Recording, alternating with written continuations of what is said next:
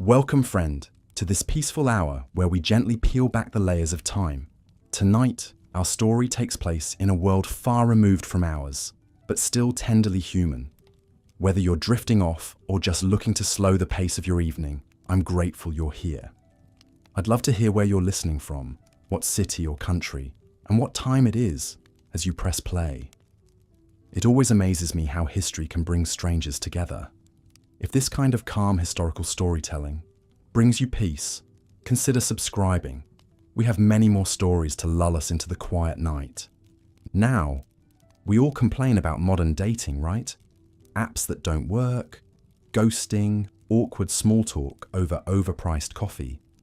But imagine if your biggest dating worry wasn't whether someone would text you back, but whether they'd survive the winter.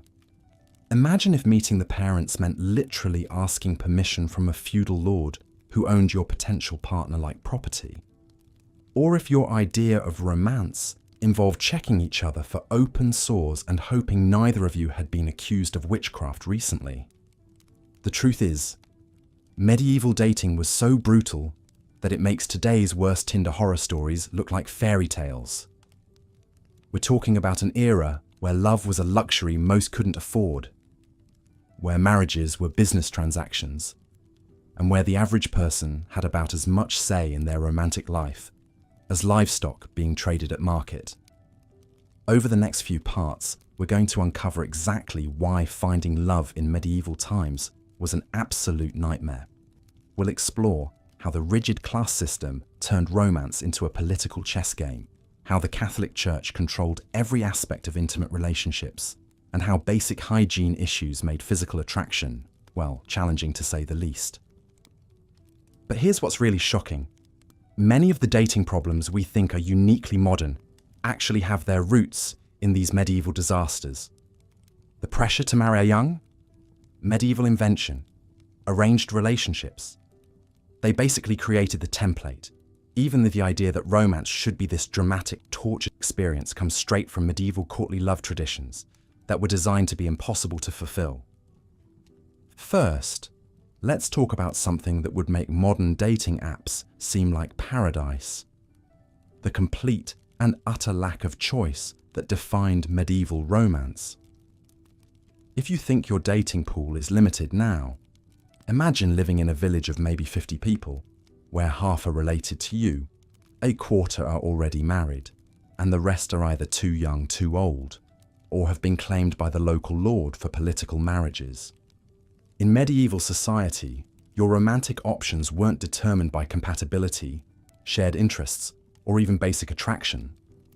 They were determined by your social class, your family's financial situation, and often by people who had never even met you.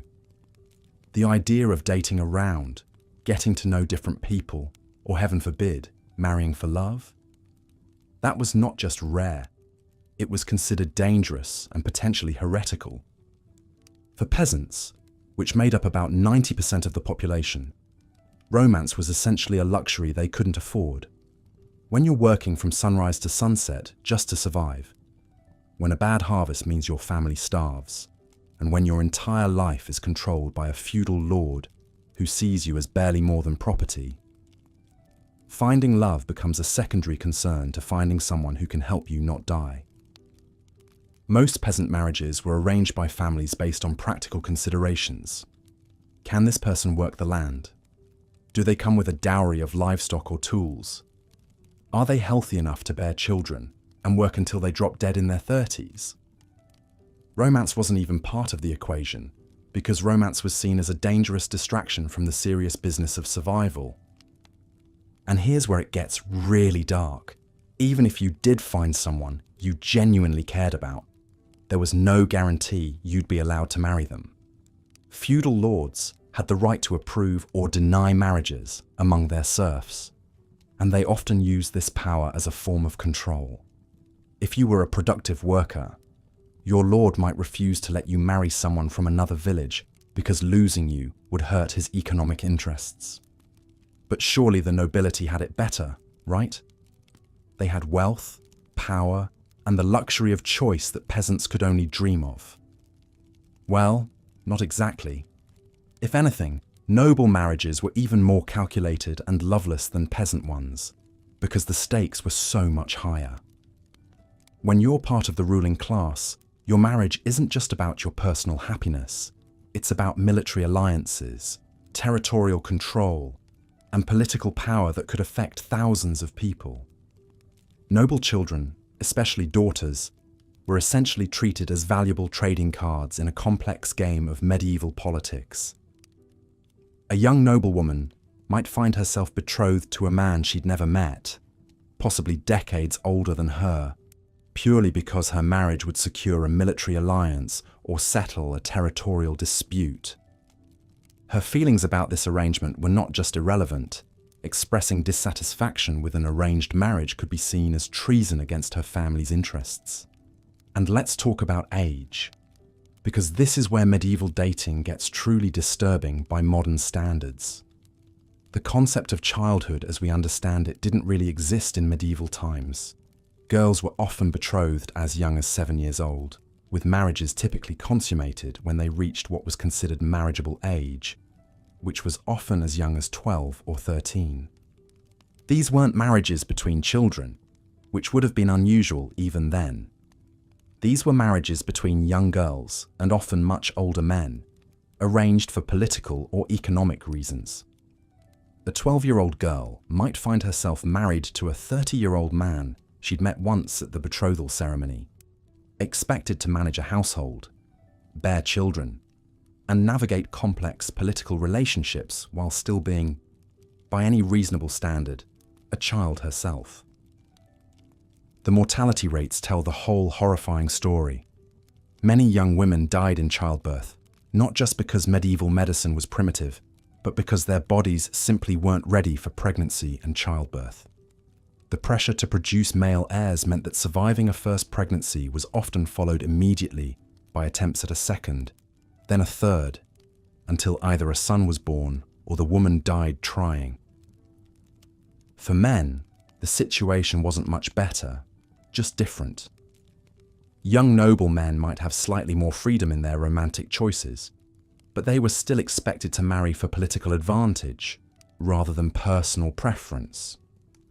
And if they were younger sons with no inheritance prospects, they might be forced into the church, whether they had a religious calling or not, effectively removing them from the marriage market entirely. But here's what makes this even more twisted. The medieval period actually invented the concept of romantic love that still tortures us today. The tradition of courtly love, popularized by troubadours and poets, created this idealized vision of romance that was deliberately designed to be impossible to achieve. Courtly love typically involved a knight falling desperately in love with a married noblewoman, then spending years performing increasingly elaborate acts of devotion while never actually consummating the relationship. This wasn't just entertainment. It was a social safety valve that allowed people to fantasize about passionate romance while maintaining the rigid marriage structures that kept society stable. The problem is, this tradition created the idea that true love should be tortured, impossible, and preferably tragic. It gave us the notion that if love comes too easily, it's not real love. Sound familiar? This medieval invention is still messing with our heads today, making us think that healthy, straightforward relationships are somehow less romantic than dramatic, complicated ones. And we haven't even gotten to the practical horrors yet. Imagine trying to be romantic in a world where most people had never brushed their teeth, where bathing was considered potentially dangerous to your health, and where the average person's idea of perfume was rubbing themselves with herbs to mask the smell of months without washing. Physical attraction, which we take for granted as a basic component of romance, was complicated by the simple fact that most people looked and smelled absolutely terrible by modern standards. Dental hygiene was non-existent, leading to widespread tooth loss and breath that could probably kill small animals. Skin diseases were rampant, from simple acne to serious conditions like scrofula, which caused visible growths and sores. But perhaps most disturbing of all was how the medieval understanding of sexuality and desire was shaped by religious doctrine that viewed physical pleasure as inherently sinful. The Catholic Church taught that sexual desire, even within marriage, was a necessary evil to be endured for the purpose of procreation, not enjoyed. This created a culture where expressing sexual desire, especially for women, was seen as evidence of moral corruption. Women who showed too much interest in physical pleasure were suspected of being in league with the devil. Men were expected to control their desires, but women were expected to barely have any desires at all. The result was a dating culture, if we can even call it that, where the very foundations of romantic attraction, physical chemistry, emotional connection, and shared pleasure were viewed with suspicion and often outright hostility. And this is just the beginning. We haven't even talked about how the church controlled every aspect of romantic relationships, how disease and death made long-term planning impossible, or how the constant threat of violence turned every potential romance into a potential tragedy.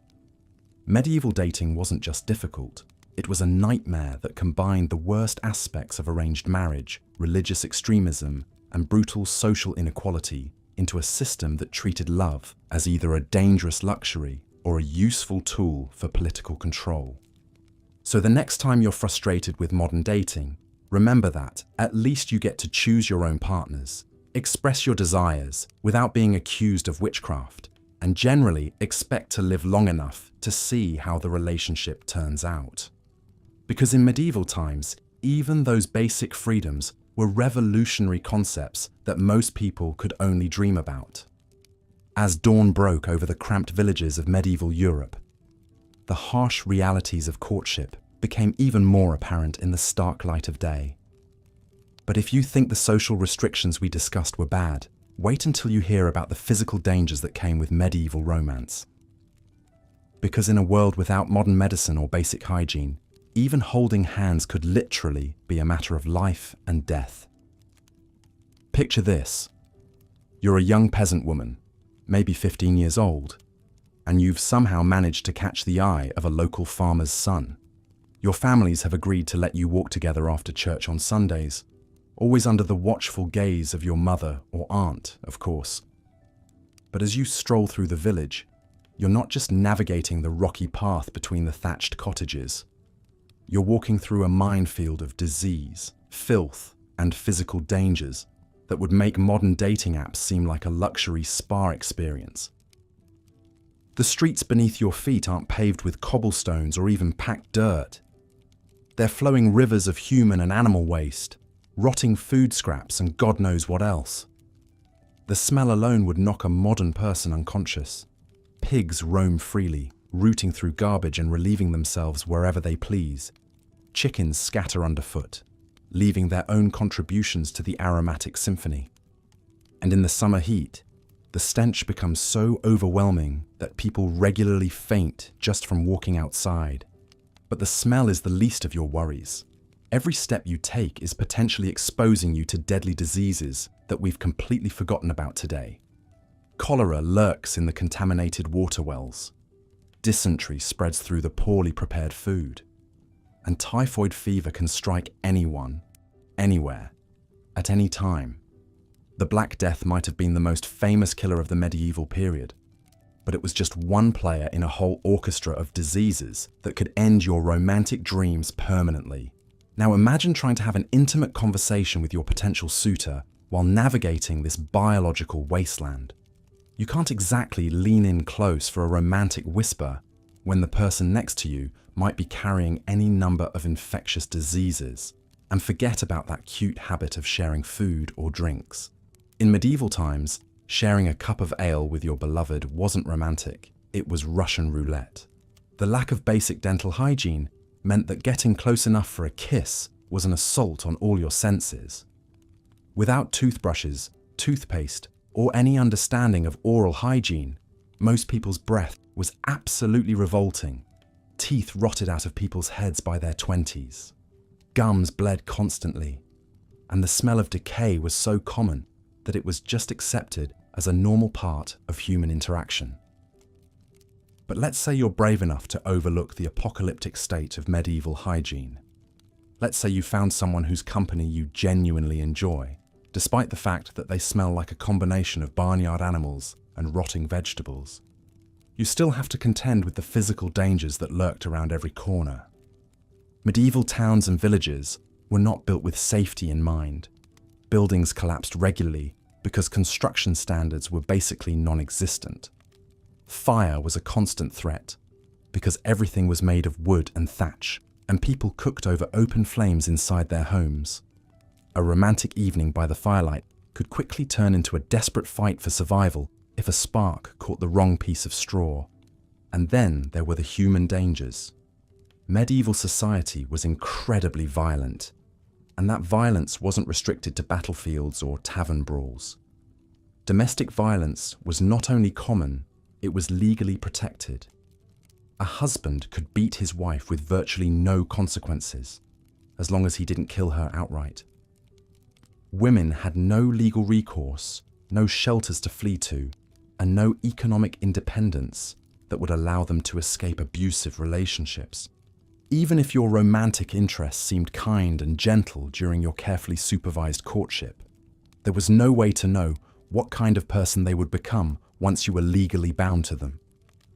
Marriage was a permanent contract with no escape clause, and many women discovered too late that their husbands were violent, cruel, or simply indifferent to their well-being. The physical act of intimacy itself was fraught with dangers that we can barely comprehend today. Without any understanding of sexual health or reproduction, without contraception or proper medical care, every romantic encounter was potentially life-threatening. Sexually transmitted diseases ran rampant through medieval populations, causing everything from painful sores to madness to death.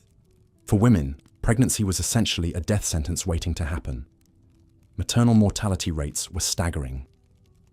It's estimated that between 1 in 10 and 1 in 4 women died in childbirth, and those who survived often suffered from complications that plagued them for the rest of their lives. Imagine trying to enjoy your wedding night, knowing that every act of intimacy could lead to a pregnancy that might kill you. And if you did survive childbirth, you'd likely face it again and again. Without reliable contraception, most married women were pregnant almost constantly from their wedding day until menopause or death, whichever came first. The average medieval woman who survived to adulthood could expect to give birth to 6 or 7 children, though many of those children wouldn't survive their first year. The infant mortality rate was so high that parents often didn't even name their children until they were several months old, because the chances of the baby dying were simply too great to risk the emotional attachment. Imagine the psychological toll of losing child after child, of never knowing if this pregnancy would be the one that killed you, of watching your body break down from the constant cycle of pregnancy and childbirth. But even if you managed to navigate all these physical dangers, even if you found a partner who was kind and gentle, even if you survived multiple pregnancies and childbirth, you still had to contend with the simple, brutal fact that life in medieval times was short and unpredictable. The average life expectancy was somewhere between 30 and 40 years old. This wasn't because people aged faster, but because so many died young from disease, violence, or accidents that it dragged down the average. If you were lucky enough to survive childhood, you might live to see 50 or 60, but you'd be considered ancient by medieval standards. This meant that most romantic relationships were tragically brief. You might marry at 15 and be widowed by 25. You might finally find true love only to watch your partner waste away from a disease that would be easily treatable today. The constant presence of death cast a shadow over every relationship, every moment of happiness. And yet, despite all these overwhelming obstacles, despite the disease and violence and early death, people still fell in love. They still wrote poetry and sang songs about their beloved. They still risked everything for a chance at happiness, however brief it might be. In some ways, this makes medieval romance more poignant, not less. When life was so uncertain, and death was always lurking just around the corner, every moment of connection, every gentle touch, every shared smile became infinitely precious. People didn't have the luxury of taking love for granted because they knew how quickly it could be snatched away. But it also meant that romantic relationships were often desperate and intense in ways that we might find uncomfortable today. When you might only have a few years together, when pregnancy could be a death sentence, when disease could strike at any moment, love became a high-stakes gamble with everything on the line. The physical dangers of medieval dating weren't just inconveniences or minor health risks. They were existential threats that shaped every aspect of how people approached romance and relationships. The very act of falling in love was an act of incredible courage in the face of overwhelming odds. As we continue our journey through the nightmare of medieval dating, we'll explore how these physical dangers combined with social restrictions and economic realities to create a system of courtship that was unlike anything we can imagine today. Because if you think dodging diseases and death was challenging, wait until you hear about the economic factors that could make or break a medieval romance before it even began. Why dating was a nightmare in medieval times, Part 3. But while clan warfare, church oppression, and social constraints made daily life unbearable, perhaps nowhere was medieval brutality more apparent than in the realm of romance and relationships. If you thought modern dating was complicated, imagine trying to find love in an era where a simple kiss could literally kill you, where marriages were business transactions, and where the very act of courtship was governed by a toxic mix of religious zealotry and aristocratic manipulation. The medieval approach to love and marriage was so fundamentally twisted that it would make even the most dysfunctional modern relationship look like a fairy tale. This wasn't just about arranged marriages or lack of choice. This was a systematic destruction of human intimacy, wrapped in the false promise of chivalric romance and divine blessing. Let's start with the most basic element of any romantic relationship: physical attraction and intimacy. In medieval times, even the slightest physical contact between unmarried individuals was considered a grave sin that could damn your soul for eternity. The Catholic Church had turned human sexuality into something so shameful and terrifying that people genuinely believed a passionate kiss might send them straight to hell. But it wasn't just religious guilt that made physical intimacy dangerous. It was literally life-threatening. Without any understanding of hygiene or disease transmission, intimate contact was a game of Russian roulette. Sexually transmitted diseases ran rampant through medieval society, and there was no treatment, no cure, and often no understanding of how these ailments spread. Syphilis, which arrived in Europe during the late medieval period, was particularly devastating. The disease would eat away at people's faces, leaving them hideously disfigured before driving them insane and ultimately killing them. Imagine trying to build a romantic relationship when physical intimacy carried the very real risk of a slow, agonizing death. For women, the dangers were even more extreme. Pregnancy was essentially a death sentence that you might survive. Maternal mortality rates were astronomical, with some estimates suggesting that 1 in 3 women died during childbirth. This wasn't just about lack of medical knowledge. Medieval society actively made pregnancy more dangerous through their beliefs and practices.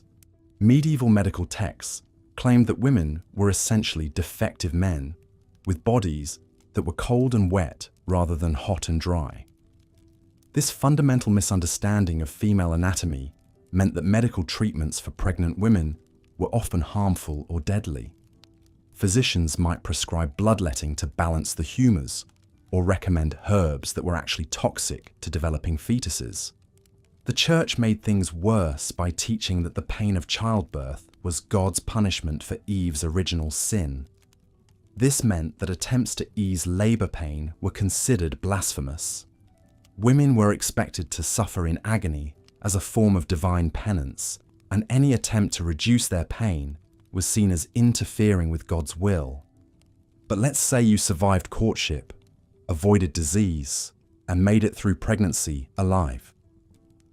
The actual structure of medieval marriage was designed to crush any possibility of genuine love or partnership. Marriage wasn't about two people choosing each other. It was a business transaction between families, with the bride as the commodity being traded. Fathers would negotiate bride prices and dowries like they were selling livestock. The bride herself had no say in the matter. She might meet her husband for the first time on her wedding day, or worse, she might be married to a man she found repulsive or terrifying.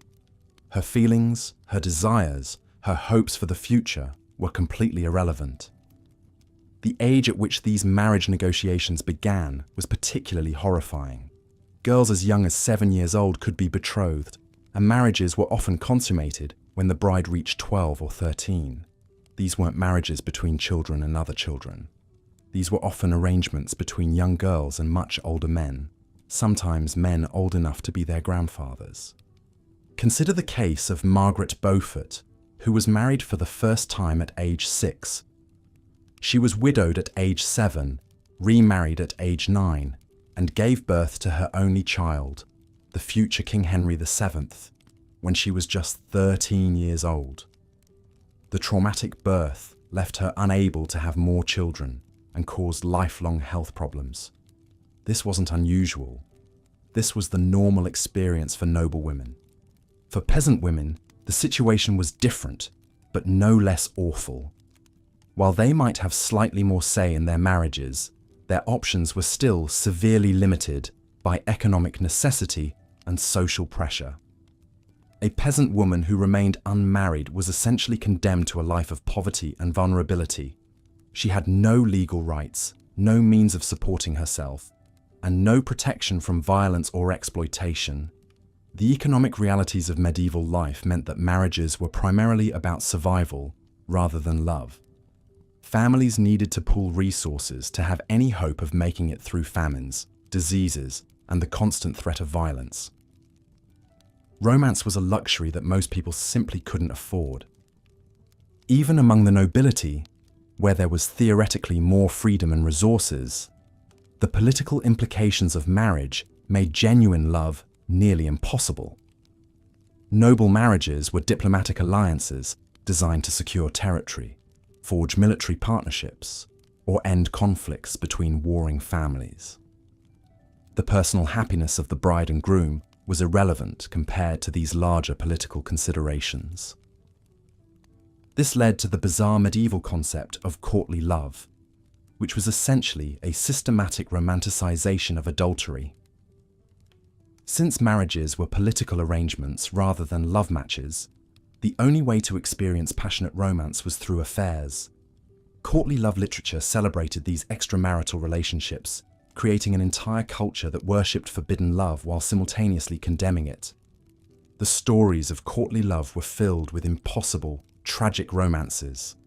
Knights would pledge their eternal devotion to married ladies, pine away for love they could never have, and perform great deeds in honor of women they could never touch. These weren't stories about healthy relationships. These were fantasies about the very impossibility of love in medieval society. Take the story of Lancelot and Guinevere, which became one of the most famous examples of courtly love. Lancelot, the greatest knight of the Round Table, falls desperately in love with Queen Guinevere, who is married to his lord and friend, King Arthur. Their love is presented as noble and pure, precisely because it can never be consummated without destroying everything they both hold dear. The story ends in tragedy, with their forbidden love ultimately leading to the downfall of Camelot itself. These stories weren't just entertainment. They were a reflection of the fundamental impossibility of combining love and marriage in medieval society.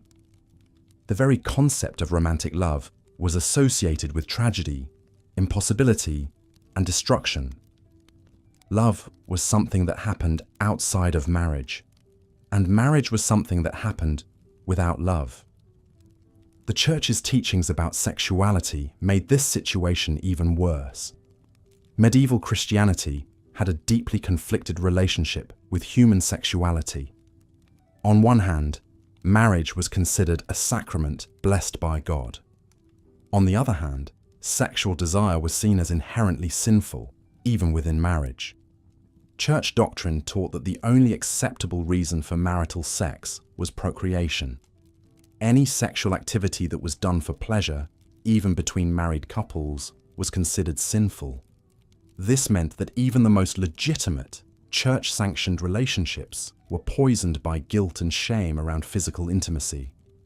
Medieval penitential manuals, which provided guidelines for confessors, contained incredibly detailed lists of sexual sins and their appropriate punishments. These texts reveal an obsession with controlling and regulating every aspect of human sexuality. Married couples were told exactly which sexual positions were acceptable, which days of the week they could have sex, and how they should feel about it. The church taught that women who enjoyed sex were particularly sinful, as this suggested they were controlled by their base animal nature rather than their spiritual nature. This created an impossible situation for women, who were expected to participate in sexual activity for reproduction, but were condemned if they found any pleasure in it.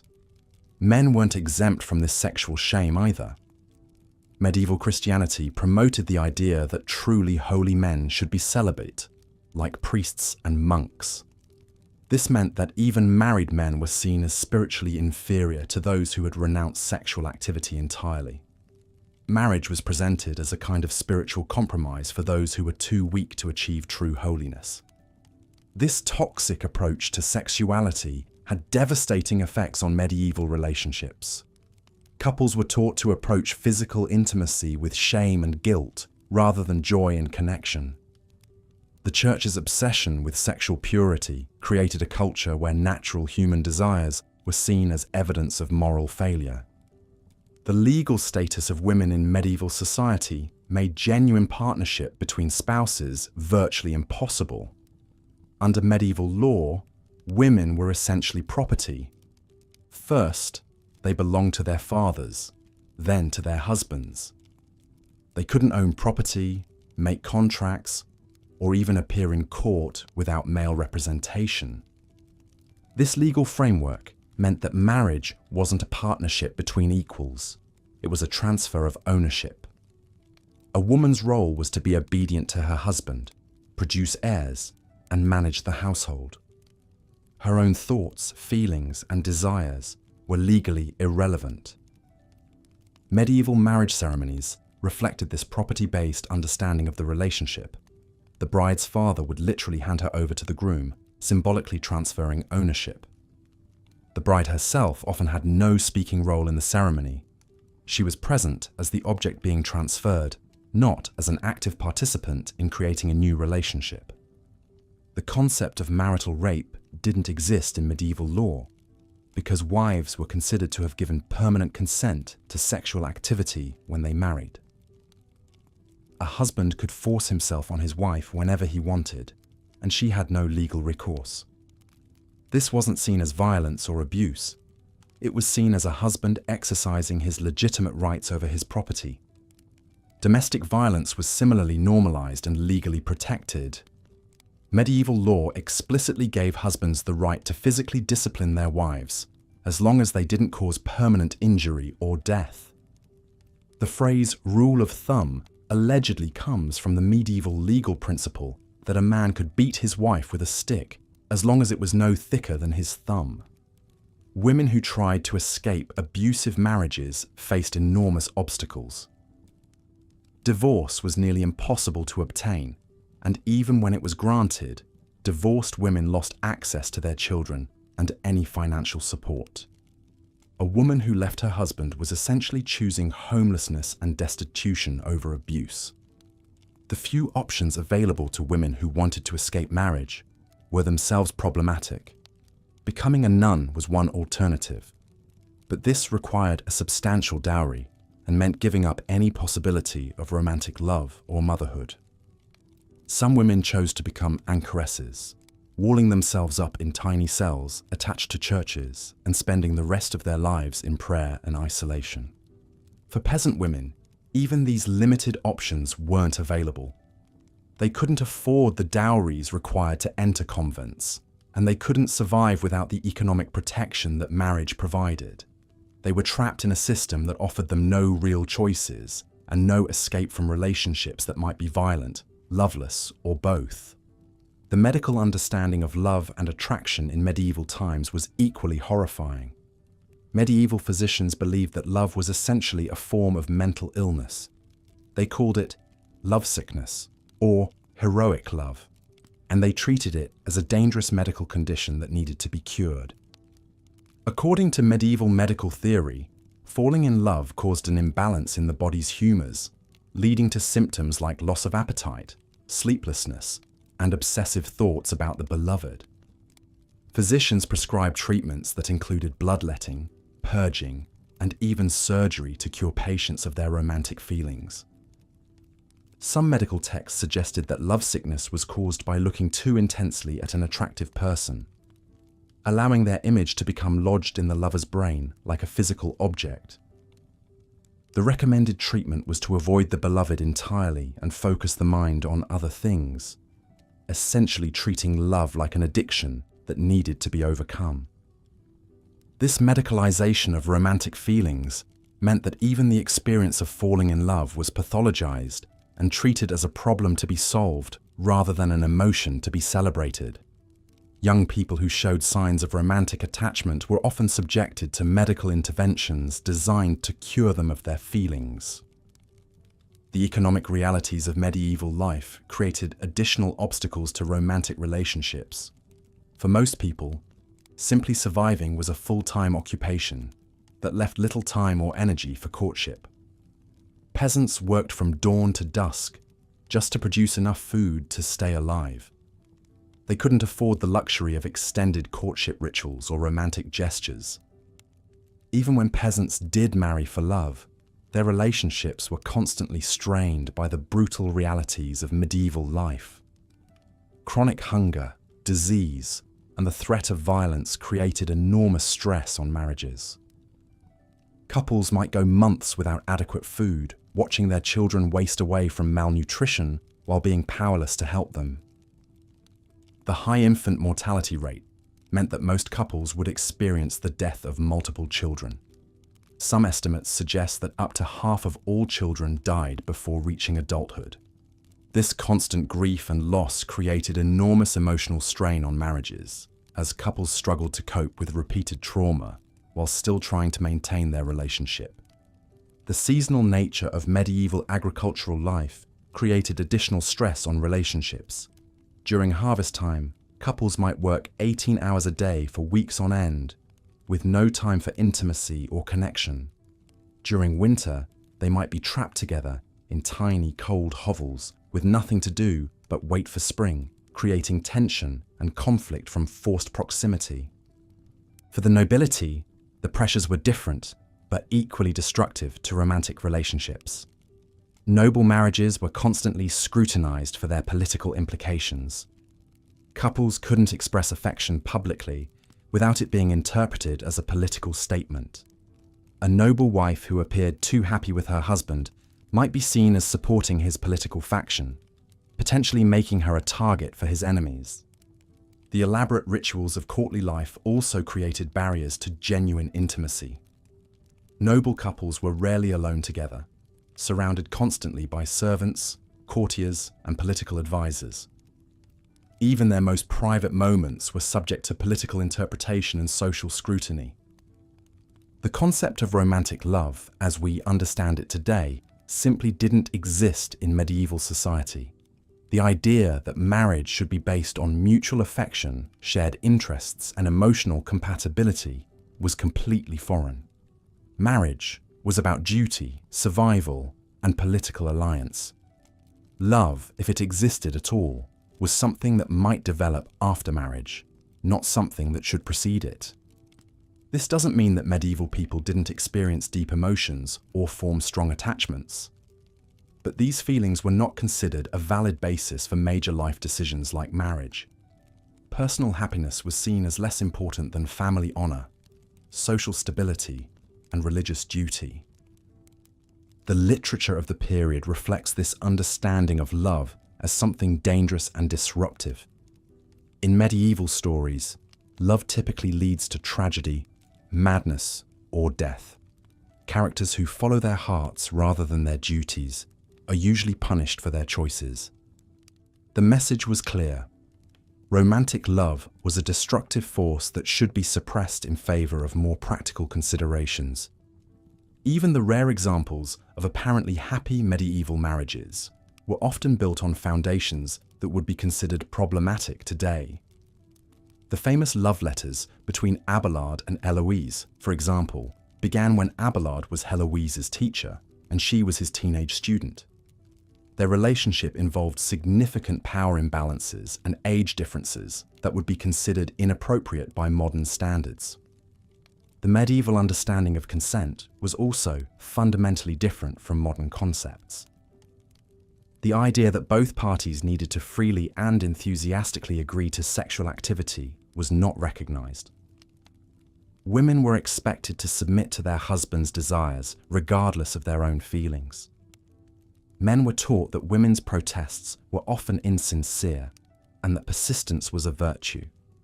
This created a culture where sexual coercion was normalized and even romanticized. Medieval literature is filled with stories of men who win women through persistence, trickery, or force. These stories were presented as romantic rather than disturbing, reflecting a society that didn't recognize women's right to sexual autonomy. The religious framework surrounding marriage also created impossible expectations for medieval couples. Marriage was supposed to be a sacred bond that reflected the relationship between Christ and the Church. This put enormous pressure on couples to maintain an appearance of perfect harmony, even when their relationships were troubled. At the same time, the Church taught that earthly relationships were inherently inferior to spiritual ones. Married couples were told that their love for each other should always be secondary to their love for God. This created a built-in hierarchy that undermined the foundation of their relationships. The Church's emphasis on the afterlife also affected how people approached their marriages. Since earthly life was seen as temporary and relatively unimportant compared to eternal salvation, there was less incentive to work on improving relationships or resolving conflicts. Suffering in marriage was often seen as spiritually beneficial, a form of penance that would be rewarded in heaven. Medieval society's obsession with social hierarchy created additional barriers to romantic relationships. People were expected to marry within their social class, and relationships that crossed class boundaries were heavily discouraged or forbidden.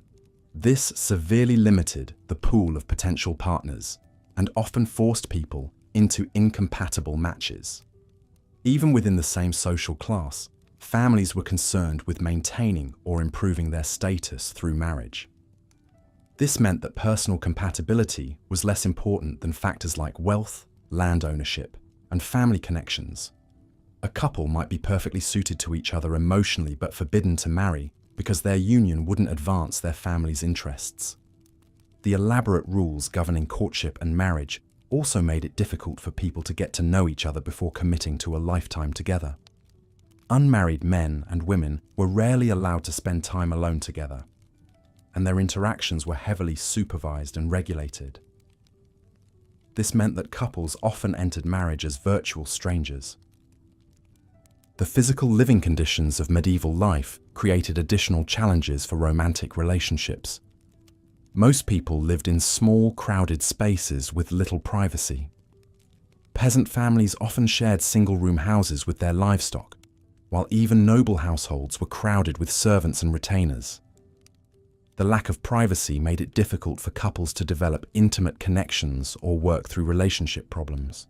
The constant threat of violence in medieval society also affected relationships. Men were expected to be warriors, ready to fight and die for their lords at any moment. This meant that women lived with the constant fear that their husbands might not return from the next battle or raid. The uncertainty made it difficult to plan for the future or invest emotionally in relationships.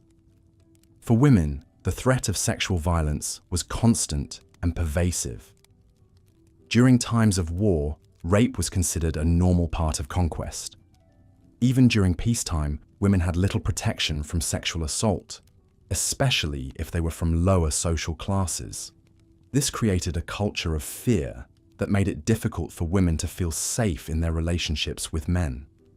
The medieval legal system provided little recourse for victims of domestic violence or sexual assault. Women who accused men of rape were often not believed, and even when they were, the punishments were usually light. The legal system was designed to protect male authority and property rights, rather than individual safety or well-being. As we've seen throughout this exploration of medieval life, the prospects for finding genuine love and happiness in romantic relationships were nearly non-existent. The combination of religious oppression, social constraints, economic pressures, medical ignorance, legal inequality, and constant physical danger created a perfect storm of relationship dysfunction. Medieval dating wasn't just difficult or challenging, it was a systematic assault on human intimacy and connection. The very institutions that were supposed to support and protect relationships, the church, the legal system, the family structure, were designed in ways that made genuine love and partnership virtually impossible. When we look back at the medieval period, we often focus on the grand narratives of kings and battles, of cathedral building and crusades.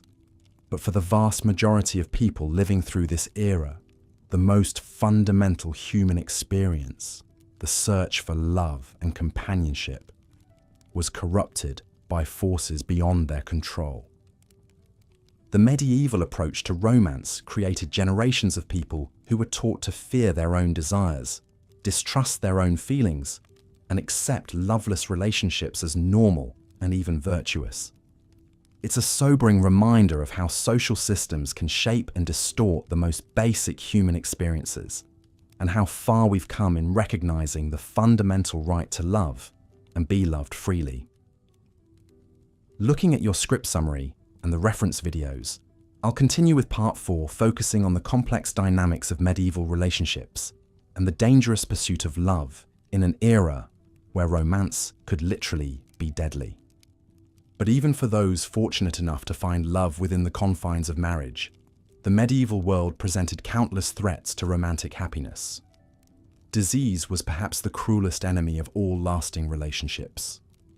The average lifespan hovered around 30 years, meaning that most couples could expect their unions to be cut tragically short. A husband might watch helplessly as his wife succumbed to childbirth complications, or a bride might find herself widowed before her 20th birthday, when plague swept through their village. The Black Death alone destroyed millions of families across Europe. Imagine the horror of watching your beloved develop the telltale black swellings, knowing that within days they would be gone forever. Chronicles from the period describe entire households wiped out, leaving only empty beds and broken hearts. In some villages, so many died that there weren't enough survivors left to bury the dead properly. But disease wasn't the only threat stalking medieval lovers. Violence was a constant spectre hanging over every relationship. Wars between kingdoms, feuds between noble houses, and simple banditry could tear couples apart at any moment. A young man might ride off to fight in his lord's army, promising to return to his sweetheart, only to fall on some distant battlefield. His beloved would wait and hope, perhaps for years, never knowing if he was alive or dead. The story of Eleanor and Thomas illustrates this tragic reality perfectly. Eleanor was the daughter of a minor lord, promised in marriage to secure a political alliance. But she had fallen deeply in love with Thomas, a knight in her father's service. Their secret meetings in the castle gardens were the stuff of troubadour songs, stolen kisses beneath the moonlight, whispered promises of eternal devotion, dreams of somehow being together despite the impossible circumstances. When Thomas volunteered to join a crusade to the Holy Land, Eleanor begged him not to go, but his honor demanded it. And besides, he hoped that distinguishing himself in battle might somehow earn him the right to ask for her hand. They spent one last night together before his departure, making vows that only God could witness. Thomas never returned. Word came back that he had died of fever in some foreign land, his body buried in unmarked ground far from home. Eleanor was forced to marry her intended betrothed as planned, but those who knew her said she never smiled again. She bore her husband 3 children and lived to see grandchildren, but part of her had died with Thomas in that distant desert. Such stories were heartbreakingly common in medieval times. Love was a luxury that few could afford to pursue, and even fewer could hope to keep. The harsh realities of life in this brutal era meant that happiness was always temporary, always under threat from forces beyond anyone's control. For the peasant classes, the situation was even more dire. A farmer's wife might lose her husband to accident, disease, or simple exhaustion from backbreaking labor. Without his protection and income, she would face destitution unless she could quickly remarry. But finding a new husband while caring for young children was no easy task.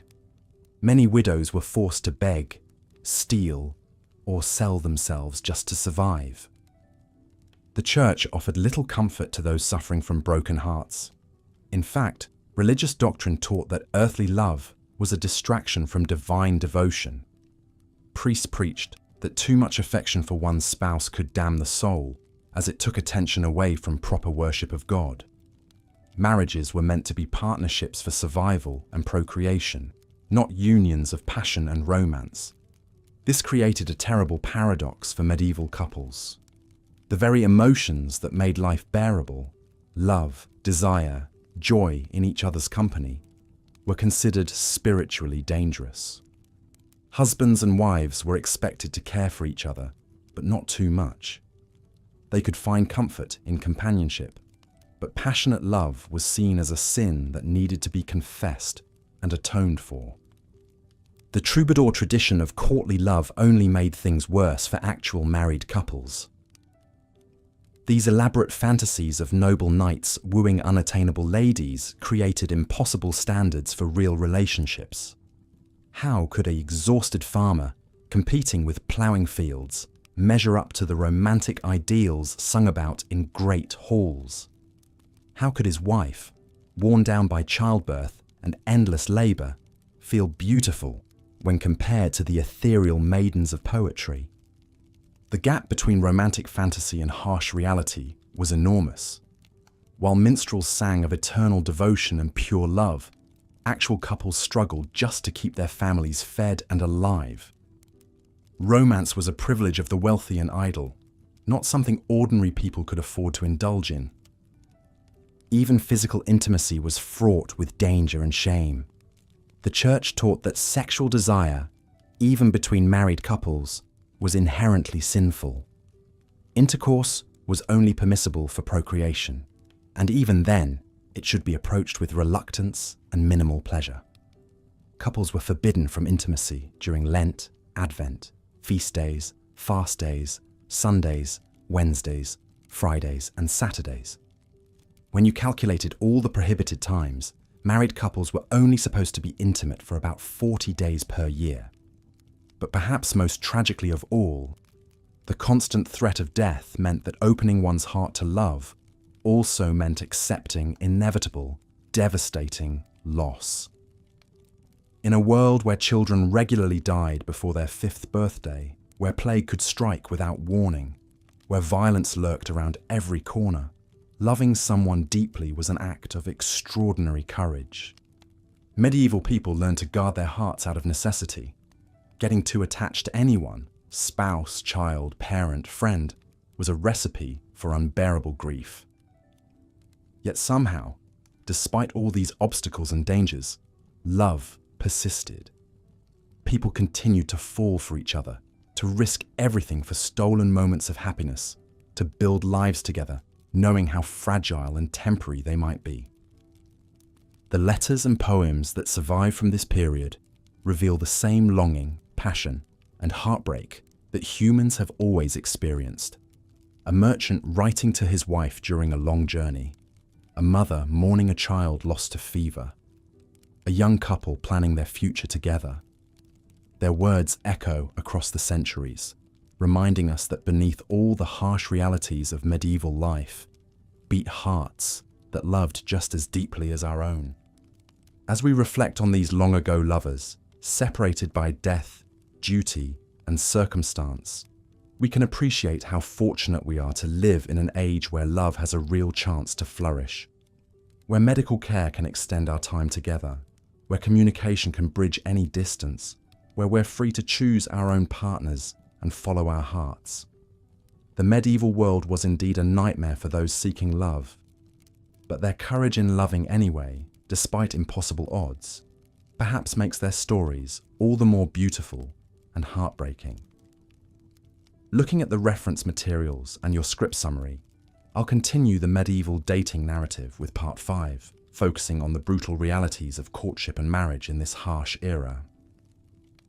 Yet even as love struggled to survive amid such brutality, the very act of courtship itself presented dangers that modern romantics could scarcely imagine. For in medieval times, the simple pursuit of affection could lead to violence, scandal, or even death. Consider the treacherous world of medieval matchmaking, where marriages were arranged like military alliances, and courtship was a battlefield of competing interests. Young men seeking a bride faced not just the challenge of winning a woman's heart, but navigating a labyrinth of family politics that could turn deadly at a moment's notice. A poorly chosen romantic gesture or an unauthorized advance could spark blood feuds that lasted generations. The story of Thomas de Ashby illustrates these perils perfectly. A miner knight's son in 14th century England, Thomas fell deeply in love with Margaret, the daughter of a rival family. Their secret courtship seemed innocent enough. Stolen glances across the manor hall, whispered conversations in shadowed alcoves, the exchange of small tokens of affection. But when Margaret's father discovered their romance, he flew into a murderous rage. To him, his daughter's heart was not her own to give, but a valuable commodity to be traded for political advantage. Thomas had committed an unforgivable sin, attempting to steal what rightfully belonged to another man's negotiations. The enraged father challenged Thomas to single combat, and in the brutal melee that followed, both men lay dying in the mud, their blood mingling with the autumn rain. Margaret, the object of their affection, was married off within the month to a man 3 times her age, her own desires as irrelevant as morning mist. Such tragedies were commonplace in an era where love was viewed as a dangerous disruption to carefully laid plans. Young people learned early that their hearts were not their own, that romantic feelings were luxuries the practical world could not afford. The very language of medieval courtship reflected this harsh reality. A man did not woo a woman, he negotiated for her. Parents did not consider their children's happiness, they calculated dowries and bloodlines. Even when families approved of a match, the actual process of medieval courtship was fraught with peculiar dangers and bizarre customs that seem almost comical today, yet were deadly serious then. Take the practice of bundling, common in colder regions, where courting couples were encouraged to share a bed while fully clothed, sometimes with a wooden board placed between them. The theory was that this allowed intimate conversation while preserving virtue, but in practice, it led to countless scandals, unwanted pregnancies, and shotgun weddings that began in resentment rather than love. The medieval obsession with virginity created its own nightmarish complications for young lovers. Women lived under constant surveillance, their every move scrutinized for signs of impropriety. A simple conversation with a man could ruin a woman's reputation forever, while actual physical intimacy before marriage could result in public shaming, exile, or worse. The pressure was so intense that some women resorted to dangerous herbal concoctions or primitive surgical procedures to fake their virginity on their wedding night, risking death from infection or poisoning. Men faced their own brutal expectations. They were required to prove their worthiness through displays of martial prowess that often ended in crippling injury or death. tournaments, supposedly chivalrous affairs, were in reality blood-soaked spectacles where young knights died trying to impress their beloveds. The romantic ideal of the knight-errant, wandering the land in search of adventure to prove his love, was built on a foundation of very real corpses. The economic realities of medieval marriage added another layer of cruelty to romantic pursuits. Love matches were seen as selfish indulgences that weakened family fortunes and destabilized social order. A peasant who married for love might find himself cast out by his lord, left to starve with his beloved. A noble who defied his family's wishes could be disinherited, stripped of lands and title, reduced to beggary overnight. The church, supposedly the guardian of marriage as a sacred institution, often made courtship even more treacherous with its labyrinthine rules about who could marry whom. Complex laws governing blood relations meant that couples might discover, sometimes years into their relationship, that they were too closely related to wed. The dispensations required to overcome such obstacles were expensive and time-consuming, available only to the wealthy and well-connected.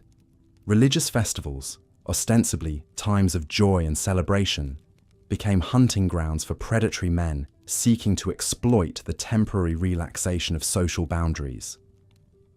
Young women attending church gatherings or village fairs faced constant threats of assault or abduction. Many families kept their daughters virtually imprisoned during such events, viewing the risk of social interaction as simply too great. Even successful courtships that led to approved marriages were shadowed by the grim statistics of medieval life. The bride and groom exchanging vows could reasonably expect that one of them would be dead within a decade, victim of disease, childbirth complications, or violence. Wedding celebrations had an undertone of desperate urgency, as if the participants knew they were racing against time itself. The wedding night, supposedly the culmination of courtship, was often a traumatic ordeal, especially for young brides who might be completely ignorant of what awaited them. In an age without effective contraception, pregnancy was almost inevitable, and with it came a terrifying mortality rate. For many women, marriage was quite literally a death sentence, delivered with flowers and music. Those who survived the early years of marriage found that medieval domestic life offered little respite from danger. Domestic violence was not just tolerated, but legally sanctioned.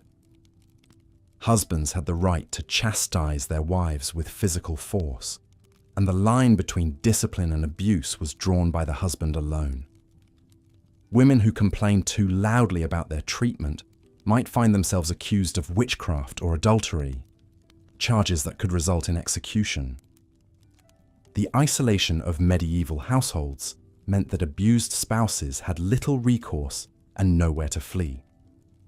Extended family members were often more concerned with maintaining family honor than protecting vulnerable relatives.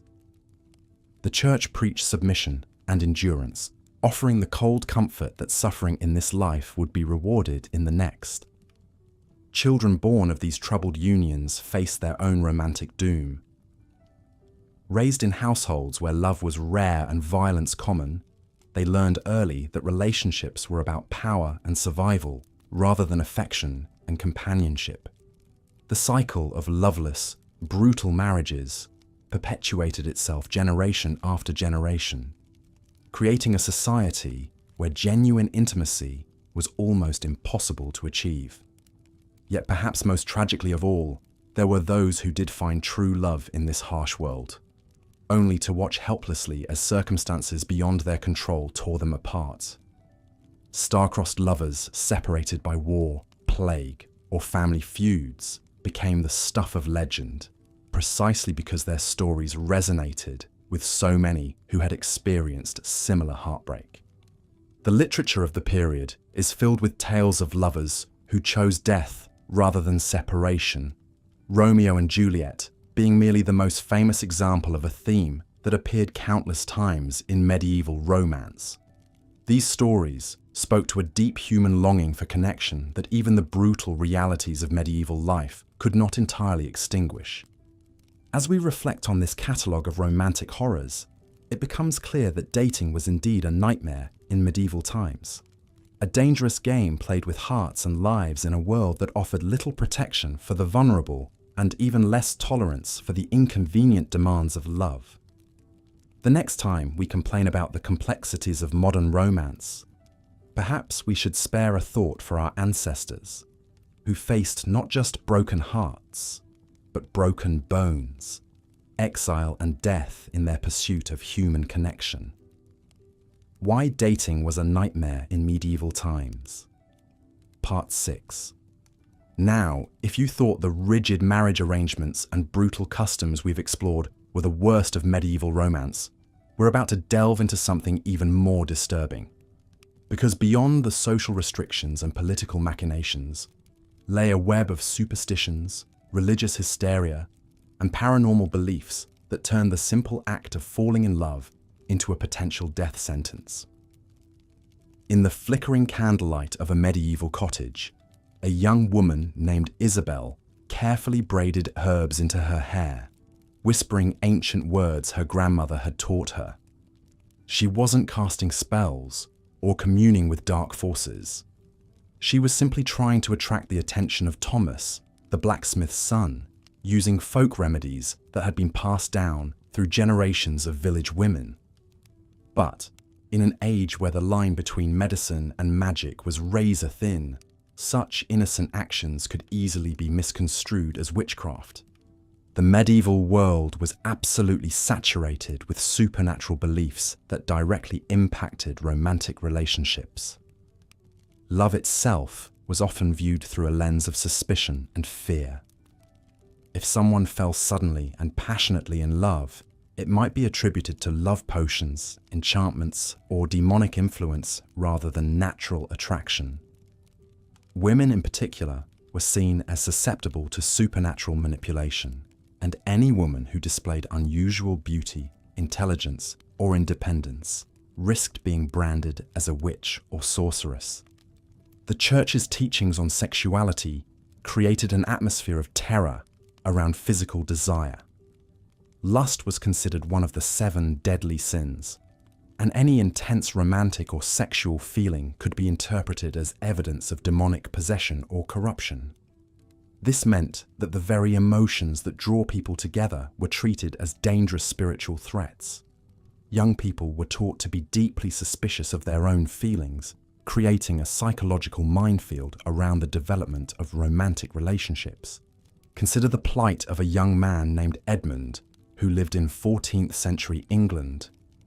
When he found himself powerfully attracted to a local merchant's daughter, he didn't celebrate these feelings or see them as natural human emotions. Instead, he was tormented by the possibility that his desires were sinful, that he was being tempted by Satan, or that the woman herself might be using supernatural means to ensnare him. This kind of psychological torture was commonplace, turning what should have been joyous romantic awakening into a source of guilt, fear, and spiritual crisis. The belief in love magic was both widespread and dangerous. It was commonly accepted that certain individuals, particularly older women, with knowledge of herbs and folk remedies, could create potions and spells to influence romantic feelings. While some of these beliefs led to harmless folk practices, they also created a climate where women could be accused of witchcraft for the most innocent actions. A woman who was skilled in herbalism, who lived alone, or who was simply disliked by her neighbors, could find herself facing accusations of using supernatural powers to manipulate men's affections. The witch trials that plagued Europe from the 15th through 17th centuries had a devastating impact on romantic relationships. Women lived in constant fear that their actions, words, or even their appearance might be interpreted as evidence of supernatural powers. This created an atmosphere of suspicion and terror that poisoned relationships between men and women. Men were taught to be wary of women who were too beautiful, too intelligent, or too independent, as these qualities might indicate supernatural influence. The legal system provided no protection for those accused of love magic or witchcraft. The burden of proof was often reversed, requiring the accused to prove their innocence rather than requiring accusers to prove guilt. Confessions were extracted through torture, and the methods used to identify witches were based on superstition rather than evidence. A woman might be condemned to death simply because a man claimed she had bewitched him into loving her, or because someone in the community believed she had used magic to steal another woman's husband. The story of Agnes Waterhouse, one of the first women executed for witchcraft in England in 1566, illustrates how romantic relationships could become entangled with accusations of supernatural crime. Agnes was an elderly widow who lived alone and was known for her knowledge of herbal remedies. When several young men in her village experienced unrequited love or romantic disappointments, rumors began to spread that Agnes was using magic to interfere with their romantic lives. The accusations escalated until she was arrested, tried, and executed for witchcraft, despite the complete lack of credible evidence against her. The fear of supernatural influence extended to every aspect of courtship and marriage. Wedding ceremonies included numerous rituals and protections designed to ward off evil spirits and malicious magic. Brides wore specific colors, carried particular herbs, or performed certain actions to protect themselves from supernatural interference. The wedding night itself was surrounded by superstitions and protective rituals, as it was believed to be a particularly vulnerable time when evil forces might try to curse the union or prevent consummation. Even the simple act of gift-giving between lovers was fraught with supernatural implications. A ring, a lock of hair, or a pressed flower could be interpreted as a magical charm or a component in a love spell. Young people had to be extremely careful about what they gave to or received from romantic interests, as innocent tokens of affection could later be used as evidence of witchcraft if the relationship went sour or if someone wanted to make accusations. The belief in the evil eye added another layer of danger to romantic relationships. It was widely believed that certain individuals could curse others simply by looking at them with malicious intent. This meant that jealous rivals, disappointed suitors, or disapproving family members could be blamed for romantic misfortunes through supernatural means. If a couple experienced problems in their relationship, if a pregnancy ended in miscarriage, or if one partner fell ill, it might be attributed to the evil eye rather than natural causes. The concept of demonic possession also impacted romantic relationships in terrifying ways. Young women who displayed unusual behavior, particularly if it involved rejecting arranged marriages or expressing strong romantic preferences, might be accused of being possessed by demons. The treatments for such possession were brutal and often fatal, involving exorcisms, beatings, starvation, and other forms of torture designed to drive out the supposed evil spirits. Religious authorities actively promoted these supernatural fears as a way of controlling romantic and sexual behavior. By teaching people to be suspicious of their own emotions and to fear supernatural influence in their relationships, the church maintained strict control over courtship and marriage practices. Young people were discouraged from following their hearts or making independent romantic choices, as such actions might be evidence of supernatural manipulation. The intersection of medicine and magic created additional dangers for those seeking help with romantic problems. Herbalists, midwives, and folk healers who provided remedies for lovesickness, infertility, or other romantic difficulties were particularly vulnerable to accusations of witchcraft. Even physicians and learned men could find themselves accused of using supernatural means if their treatments were too successful or if they were associated with romantic scandals. The psychological impact of living under such superstitious terror cannot be overstated. Young people grew up believing that their most natural and fundamental emotions were potentially dangerous, that expressions of love might be evidence of supernatural corruption, and that romantic relationships were constantly threatened by invisible malevolent forces. This created a culture of fear and suspicion that made genuine intimacy and trust nearly impossible to achieve. The documentation from medieval and early modern court records reveals the devastating human cost of these supernatural beliefs. Countless women were tortured and executed on charges related to love magic or romantic witchcraft. Families were torn apart by accusations and suspicions. Communities were divided by fear and paranoia. The very bonds that should have brought people together became sources of danger and terror. The irony is that many of the practices condemned as supernatural were actually based on genuine knowledge of herbs, psychology, and human behavior. Women who understood how to use certain plants to improve health, who could read people's emotions and provide good advice, or who simply had the confidence to live independently, were often the ones accused of witchcraft. The systematic persecution of such women represented not just an attack on individuals, but a broader assault on female knowledge and autonomy. The belief in supernatural influence also served as a convenient excuse for men who wanted to escape responsibility for their romantic choices. A man who abandoned his wife for another woman could claim he had been bewitched. A nobleman who broke an engagement could argue that he had been under supernatural influence. These accusations allowed men to avoid the social and legal consequences of their actions, while simultaneously destroying the lives of the women they blamed. The fear of love magic extended even to the highest levels of society.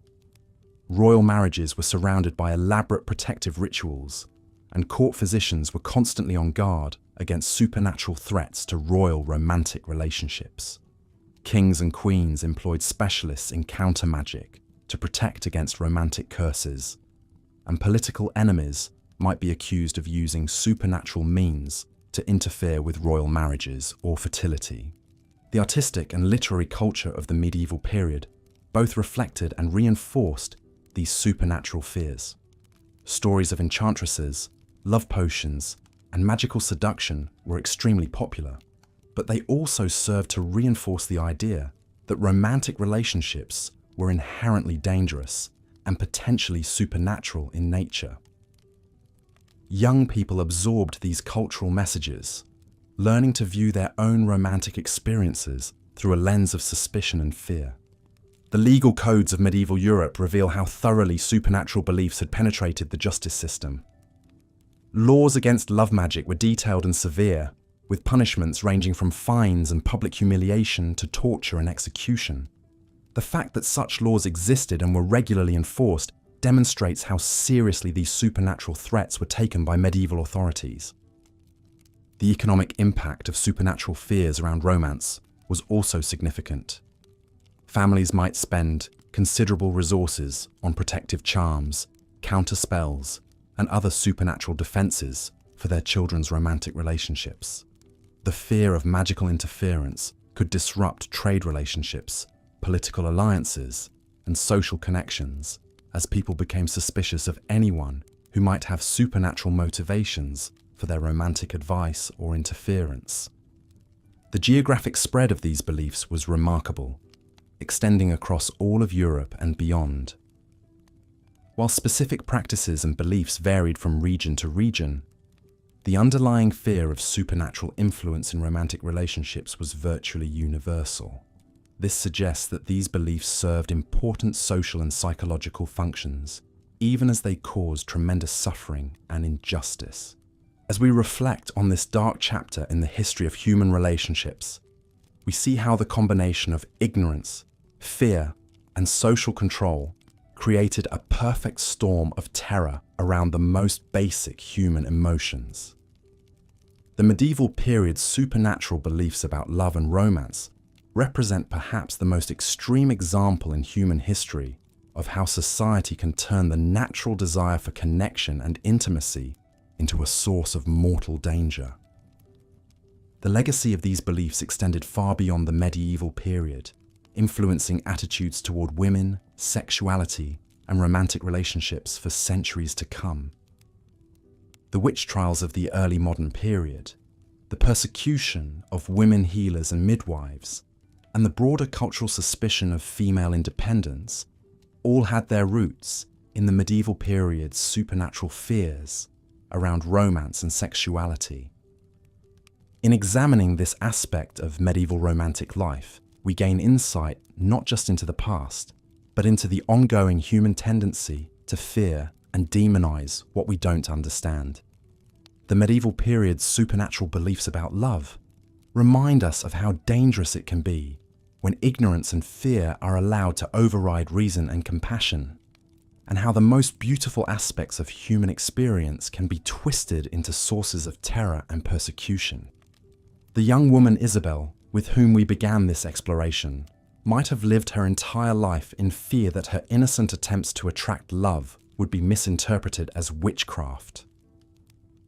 In a world where even the most natural human desires were viewed with supernatural suspicion, the simple act of falling in love became not just a personal risk, but a potential death sentence. This represents perhaps the cruelest irony of medieval romantic life, that the very emotions that make us most human were treated as evidence of inhuman corruption. Here's part 7 of the Why Dating Was a Nightmare in Medieval Times script. But perhaps the cruelest twist of fate for medieval lovers was how death itself seemed to lurk around every romantic corner. In an age where life expectancy barely reached 30 for the common folk, finding love was often a race against time itself. Young women who managed to catch the eye of a suitor faced the terrifying prospect of childbirth, which killed more mothers than any battlefield claimed soldiers. The crude understanding of anatomy and complete absence of sterile birthing practices meant that bringing forth the fruit of love often became a death sentence. Consider the tragic tale of Marguerite de Montclair, a noblewoman whose story was recorded in the chronicles of 13th century France. At 17, she was considered ancient by medieval standards for marriage, having somehow avoided the typical arrangement that would have seen her wed at 14. When she finally fell genuinely in love with a young knight named Guillaume, their romance seemed blessed by fortune. They exchanged secret letters written in the flowery language of courtly love, met in hidden alcoves of her father's castle, and dreamed of a life together that transcended the usual political machinations of noble marriage. But their love story, like so many others, was destined for heartbreak. When Marguerite became pregnant with their child, what should have been a moment of joy became a countdown to catastrophe. Medieval childbirth was a barbaric affair conducted by midwives whose knowledge came more from superstition than science. They believed that a difficult labour could be eased by hanging eagle stones around the mother's neck, or that placing a knife under the birthing bed would cut the pain. When complications arose, as they inevitably did, their solutions were often worse than the problems they tried to solve. Marguerite laboured for 3 agonising days, while Guillaume paced frantically outside her chamber door. The midwives burned aromatic herbs and chanted prayers, but they were powerless against the medical emergency unfolding before them. When she finally succumbed to what we now know was likely sepsis or hemorrhaging, Guillaume was left not only heartbroken, but also blamed by her family for her death. In their grief and rage, they accused him of bewitching their daughter, of leading her astray with unholy desires that God had punished with death. This wasn't an isolated tragedy, but rather the grim reality for countless medieval couples. Even if lovers managed to navigate the treacherous waters of social expectations, religious restrictions, and family politics, they still had to contend with the simple biological fact that love in the Middle Ages was often cut short by death. Infectious diseases swept through communities with terrifying regularity, claiming young and old alike. The Black Death alone killed an estimated 1/3 of Europe's population in the 14th century, leaving behind countless widows and widowers who had barely begun their lives together. The constant presence of death created a peculiar intensity to medieval romance. Lovers couldn't afford the luxury of long courtships or gradual emotional development. When life could end at any moment from plague, injury, or childbirth, every stolen kiss carried the weight of potential finality. This urgency infused medieval love poetry with a desperate quality that modern readers often find both beautiful and heartbreaking. The famous troubadour songs of unrequited love weren't just artistic conceits, but reflections of a world where love was frequently interrupted by the grave. But death wasn't the only spectre haunting medieval romance. The very act of falling in love was considered dangerous to one's spiritual well-being. The medieval church taught that passionate love was a form of spiritual sickness that could lead the soul astray from its proper devotion to God. This created an impossible paradox for young people whose hearts naturally yearned for connection and intimacy. They were told that the very feelings that made them most human were also the feelings most likely to damn them for eternity. The concept of romantic love as a positive force was so foreign to medieval thinking that when it began to emerge in the 12th century through the literature of courtly love, it was revolutionary and dangerous. The idea that a man might worship a woman with the same fervour typically reserved for the Virgin Mary was scandalous. The notion that sexual desire could be ennobling rather than degrading challenged the fundamental assumptions of medieval Christianity. Yet even this supposedly elevated form of love was fraught with peril, as it was typically adulterous in nature, celebrated the suffering of unfulfilled desire, and often ended in tragedy. The troubadour tradition that gave birth to our modern conception of romantic love was built on the foundation of impossible relationships. The knight who loved his lord's wife, the lady who pined for a man she could never marry, the young lovers separated by class or circumstance. These weren't seen as problems to be solved, but as the very essence of pure love. The idea was that love became more perfect the more it was denied physical fulfillment, creating a culture that simultaneously celebrated and tortured young hearts. Medieval medical theory added another layer of danger to the act of falling in love. Physicians believed that intense emotion could literally make a person sick, and lovesickness was considered a genuine medical condition with potentially fatal consequences. The symptoms included loss of appetite, insomnia, fever, and what we might now recognize as severe depression. The prescribed treatments were often as dangerous as the condition itself, involving bloodletting, purging, and the administration of powerful herbs that could poison as easily as heal. The story of Abelard and Heloise, perhaps the most famous lovers of the medieval period, illustrates how intellectual and emotional connection could be just as dangerous as physical passion. Their love affair began as a tutorial relationship when the brilliant philosopher Abelard was hired to tutor the equally brilliant Heloise.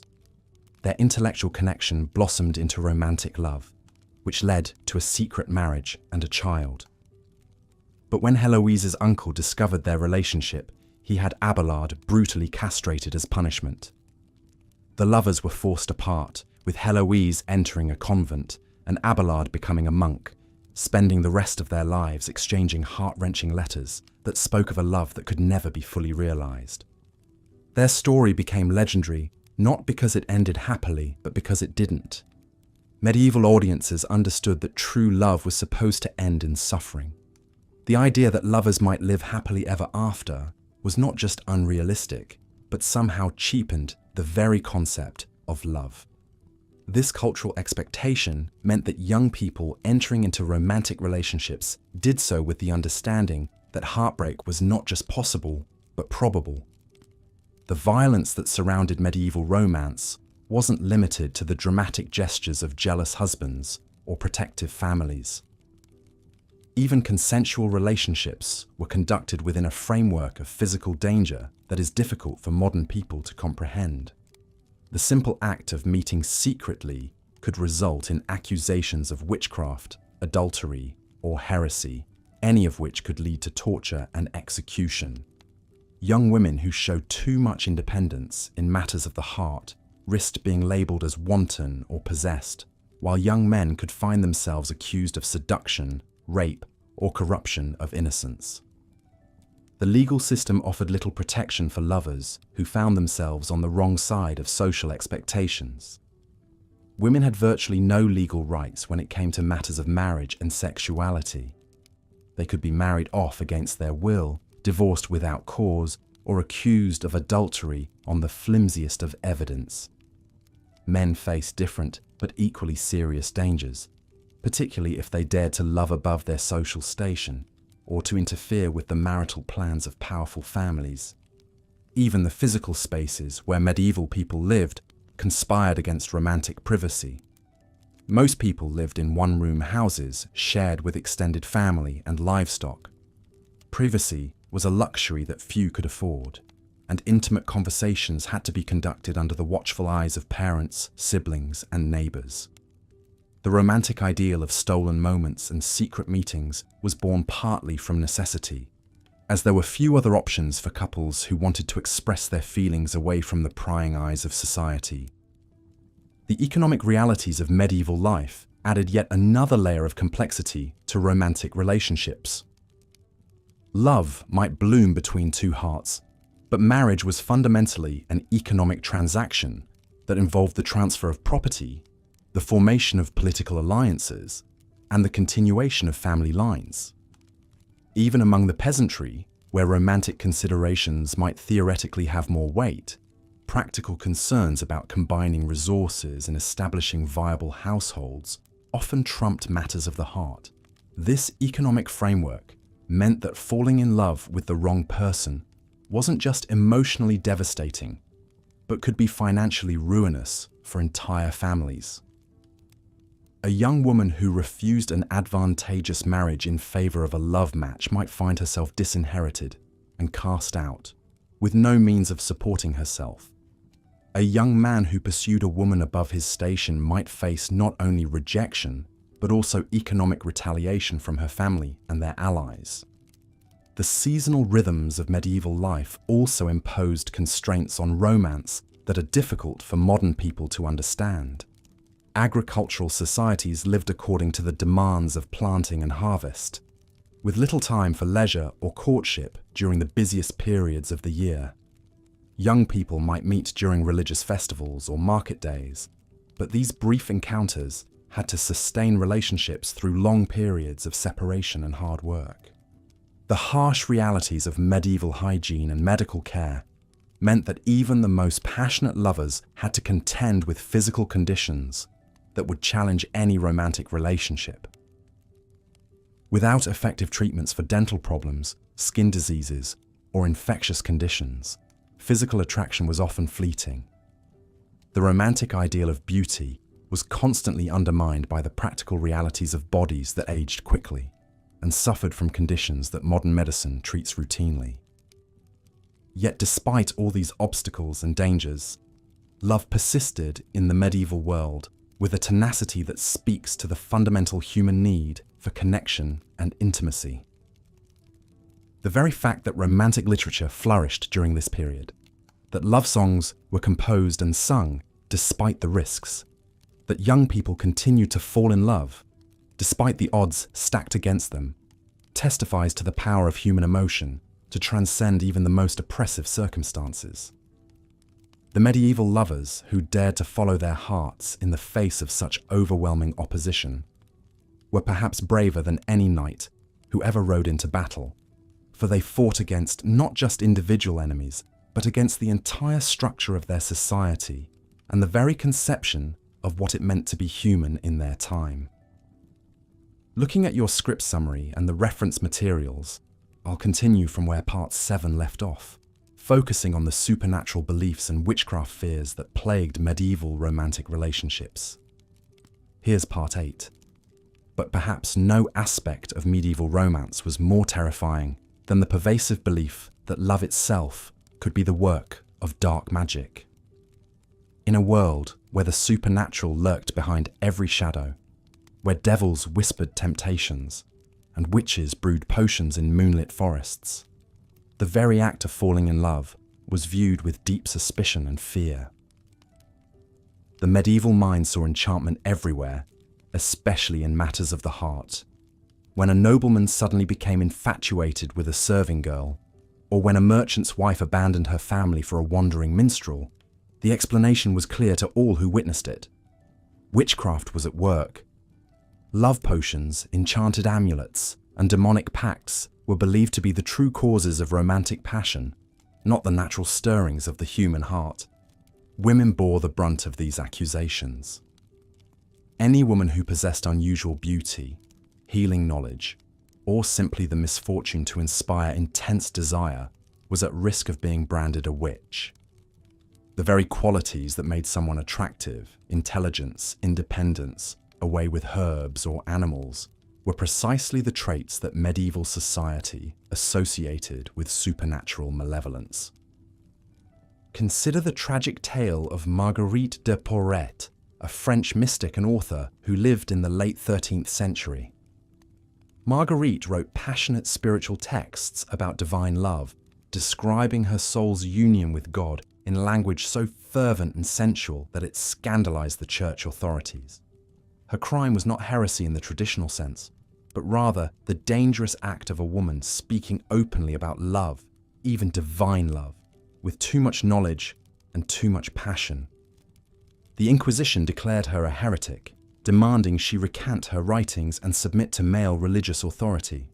When Marguerite refused to be silenced, refusing to acknowledge that her understanding of divine love was somehow corrupted or demonic, she was burned at the stake in Paris in 1310. Her books were ordered destroyed, though copies survived in secret, passed down by those who recognized the genuine spirituality in her words, rather than the supposed witchcraft her persecutors claimed to see. But Marguerite's fate was far from unique. Across medieval Europe, women who dared to speak of love, to practice healing arts, or to live independently faced similar accusations. The very act of inspiring desire in men was often seen as evidence of supernatural manipulation. If a married man abandoned his wife for another woman, the blame fell not on the man's choices, but on the supposed sorceress who had ensnared him with her dark arts. The fear of love magic permeated every level of society. Noble families hired priests to bless their marriages and ward off enchantments. Merchants carried protective charms to guard against the seductive spells of foreign women in distant ports. Even peasants whispered prayers over their children's cradles, begging God to protect them from the evil eye of jealous neighbors who might curse them to lives of loneliness or destructive passion. This paranoia created a culture where genuine affection was constantly questioned and analyzed for signs of supernatural influence. Was a sudden attraction natural, or the result of a love filter slipped into wine? Did a woman's beauty come from God, or from a pact with Satan? These questions tormented medieval minds, turning what should have been joyful experiences into sources of terror and suspicion. The church actively encouraged these fears, teaching that excessive passion was inherently sinful and likely demonic in origin. Priests warned their congregations that Satan used beautiful women as his primary weapons against righteous men, that lust was the devil's favorite tool for claiming souls. Love that burned too brightly, that defied social conventions or family arrangements, was automatically suspect. Medical texts of the era, influenced by both classical learning and Christian theology, described romantic love as a form of madness, a disease that clouded judgment and led to spiritual ruin. Physicians prescribed bloodletting, fasting, and prayer to cure those afflicted with what they termed amor hiereos, the sickness of excessive love. The symptoms they described, sleeplessness, loss of appetite, obsessive thoughts, were indeed real, but their understanding of the cause was filtered through a worldview that saw demonic influence in every strong emotion. This medicalization of love served to further stigmatize romantic passion, particularly for women. A woman who displayed too much desire, who seemed to enjoy physical intimacy or who actively pursued a romantic relationship was likely to be diagnosed as either possessed by demons or practicing witchcraft herself. The cure often involved exorcism, public penance, or in extreme cases, accusations of heresy that could lead to execution. The fear of love magic also created a thriving underground economy of supposed protection and counterspells. Wise women, despite the risks they faced, sold charms and potions to ward off unwanted romantic attention or to break perceived enchantments. Priests offered special masses and blessings for those who believed themselves bewitched by love. Ironically, the very people society turned to for protection from love magic were often the same individuals who would later be accused of practicing it. Young people growing up in this atmosphere learned to fear their own emotions. Natural sexual development was viewed through the lens of spiritual warfare, with parents and religious authorities constantly watching for signs that their children had fallen under malevolent influence. The awakening of romantic feelings, instead of being celebrated as a natural part of human development, became a source of shame and terror. The legal system reflected and reinforced these supernatural fears. Courts regularly heard cases involving accusations of love magic, with testimony often consisting of nothing more than the claim that someone had fallen in love inappropriately. The burden of proof was impossibly low. If a man abandoned his family for another woman, if a young person defied their parents' choice of spouse, if someone displayed what was considered excessive passion, these behaviors alone could serve as evidence of witchcraft. The punishments for convicted love witches were severe and designed to serve as public warnings. Women found guilty of using magic to inspire love were subjected to public humiliation, physical torture, and often death. Their supposed victims, usually men who'd been bewitched into infidelity or inappropriate desire, were typically absolved of responsibility, treated as innocent parties who had been overcome by forces beyond their control. This system created a perfect mechanism for men to escape accountability for their romantic choices, while simultaneously providing society with scapegoats for the disruptions that passionate love inevitably caused to carefully ordered social arrangements. A nobleman could abandon his arranged marriage for a more attractive partner and claim he had been bewitched, allowing him to pursue his desires while maintaining his social standing and avoiding responsibility for breaking his vows. The impact on women's lives was devastating. Those who were beautiful, intelligent, or independent lived under constant threat of accusation.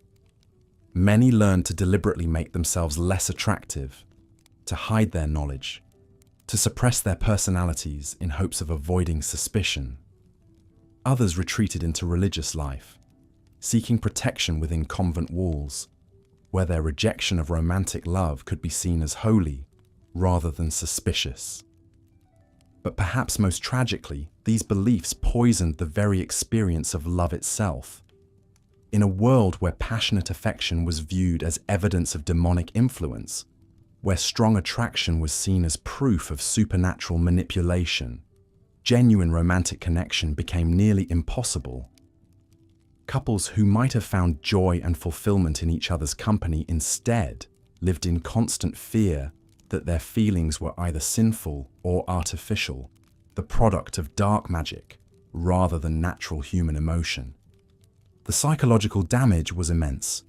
People learned to distrust their own hearts, to view their deepest emotions as potentially evil or false. The spontaneous joy of new love, the comfort of long partnership, the excitement of mutual attraction, all were tainted by the constant worry that these feelings might be the devil's work.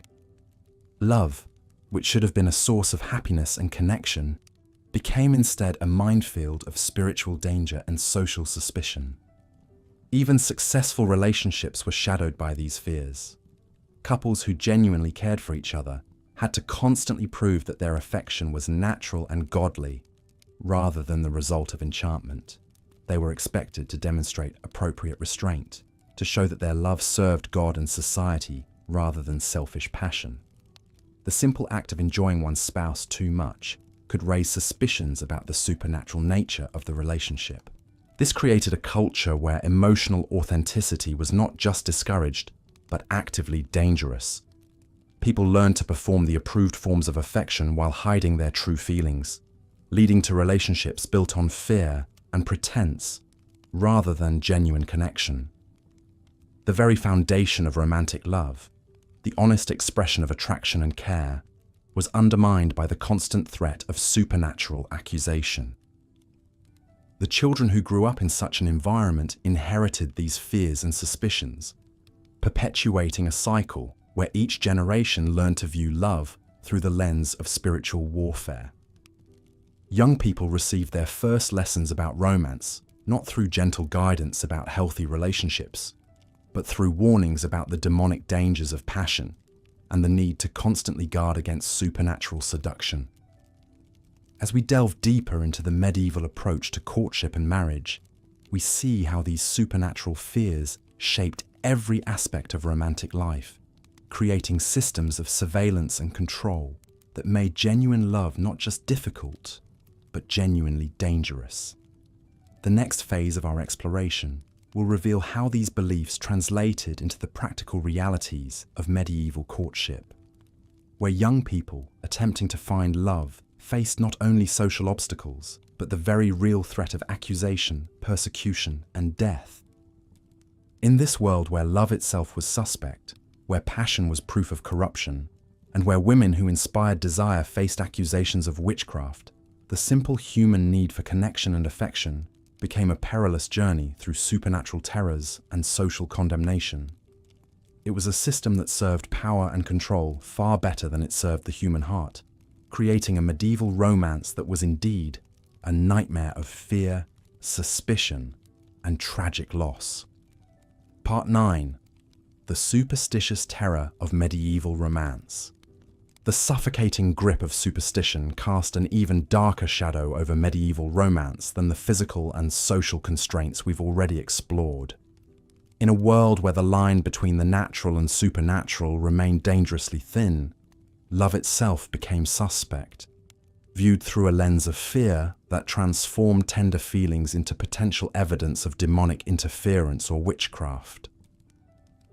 Medieval society lived in perpetual terror of unseen forces.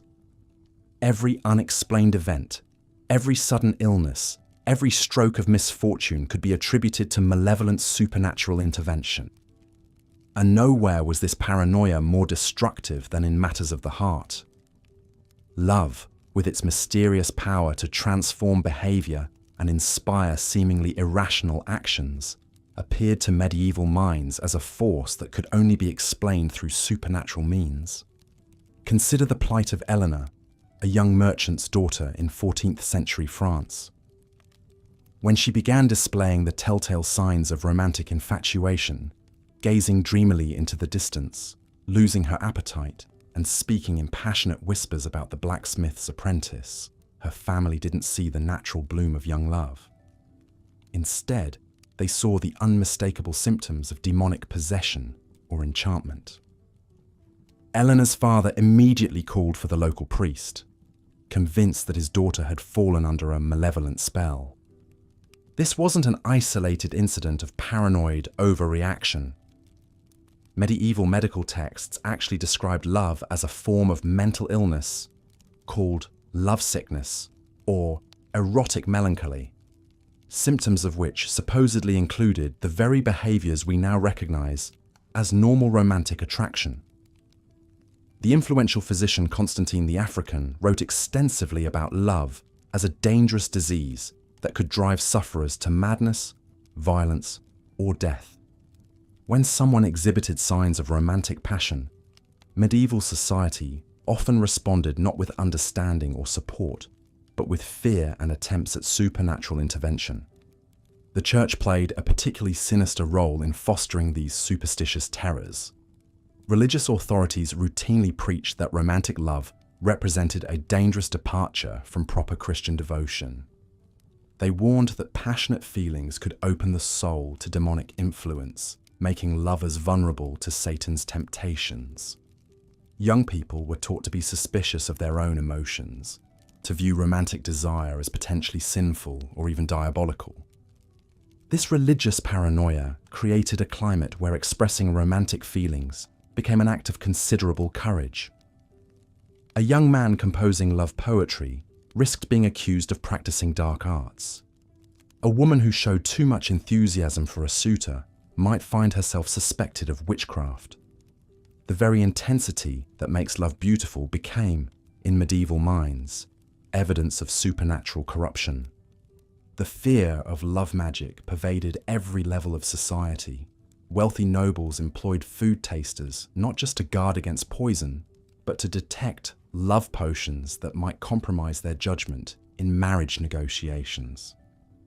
Merchants kept careful watch over their daughters, worried that rivals might use supernatural means to manipulate romantic attachments for business advantage. Even peasants lived in terror that their romantic rivals might employ cunning women or wise men to cast spells that would steal away their beloved's affections. These fears weren't entirely baseless within the medieval worldview. A thriving underground economy existed around love magic, with cunning folk, hedge witches, and folk healers offering potions, charms, and spells designed to kindle, enhance, or destroy romantic feelings. While these practitioners were often simply herbalists using natural aphrodisiacs or psychological manipulation, medieval society saw them as wielding genuinely supernatural powers. The consequences of this superstitious terror were devastating for ordinary people trying to navigate romance. Young lovers found themselves caught between their natural feelings and a society that viewed those feelings as potentially demonic. They had to hide their emotions, suppress their passions, and constantly worry that their love might be interpreted as evidence of supernatural corruption. Margaret of Wessex, a 15th century wool merchant's daughter, left behind a diary that provides haunting insight into this psychological torment. She wrote of her love for a young clerk named Thomas, but her entries are filled with self-doubt and terror. She constantly questioned whether her feelings were natural or the result of some malevolent spell. She prayed daily for God to cleanse her heart of what she feared might be demonic influence.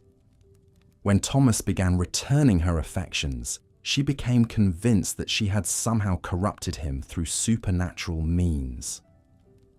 This internalized fear created a vicious cycle. The more intensely someone experienced love, the more convinced they became that supernatural forces were at work.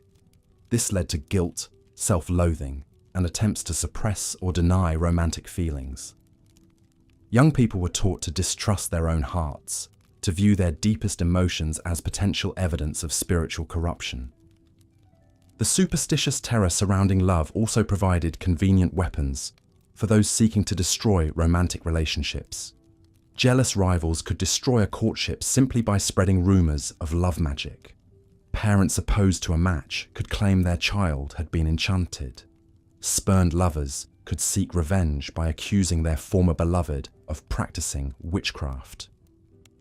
These accusations carried terrifying consequences. Suspected practitioners of love magic faced trials that often involved torture designed to extract confessions. The procedures for detecting love magic were barbaric and often fatal. Accused women might be subjected to swimming tests, where they were bound and thrown into water on the theory that witches would float while innocent women would sink.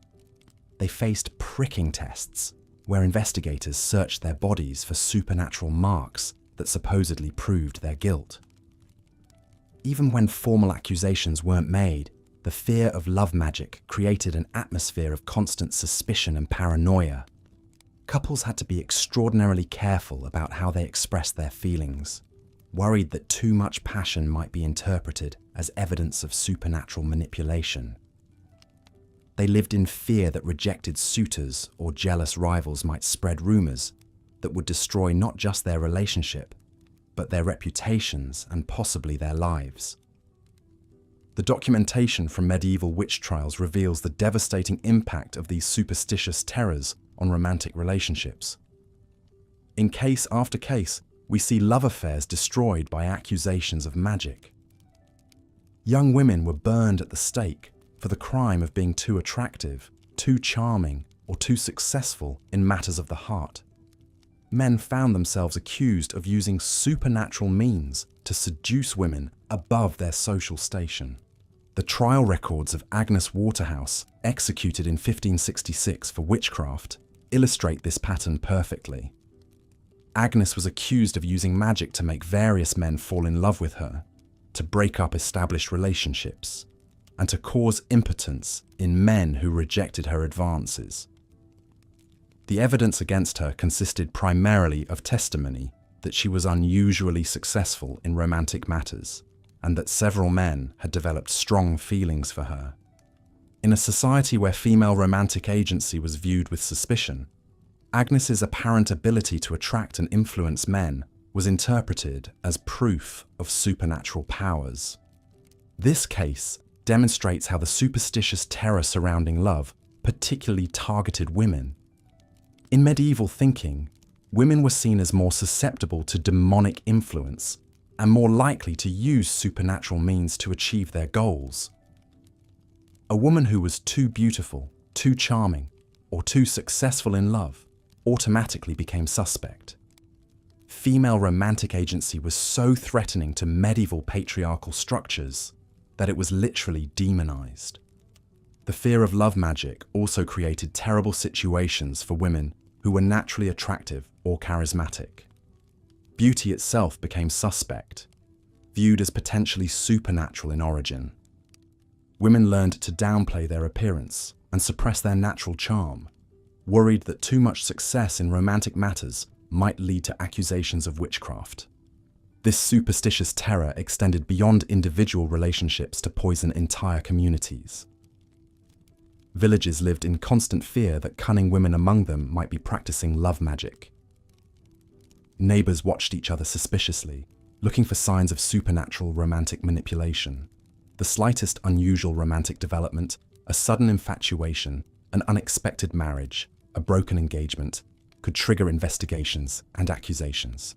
The psychological impact of living under this constant threat cannot be overstated. Young people grew up learning to distrust their own emotions, to view romantic love as potentially dangerous and possibly demonic. They internalized fears that made genuine intimacy nearly impossible. How could someone fully open their heart when they'd been taught that romantic passion might be evidence of supernatural corruption? These superstitious terrors also created terrible dilemmas for people experiencing genuine love. They had to choose between following their hearts and protecting themselves from accusations of magic. Many chose safety over love, suppressing their feelings and entering into loveless but socially acceptable marriages. Others risked everything for love, knowing that their passion might be interpreted as evidence of demonic influence. The documentation of medieval love magic trials reveals the creative cruelty of a society determined to control and suppress romantic feelings. Accused practitioners faced interrogations designed to extract confessions of supernatural activities.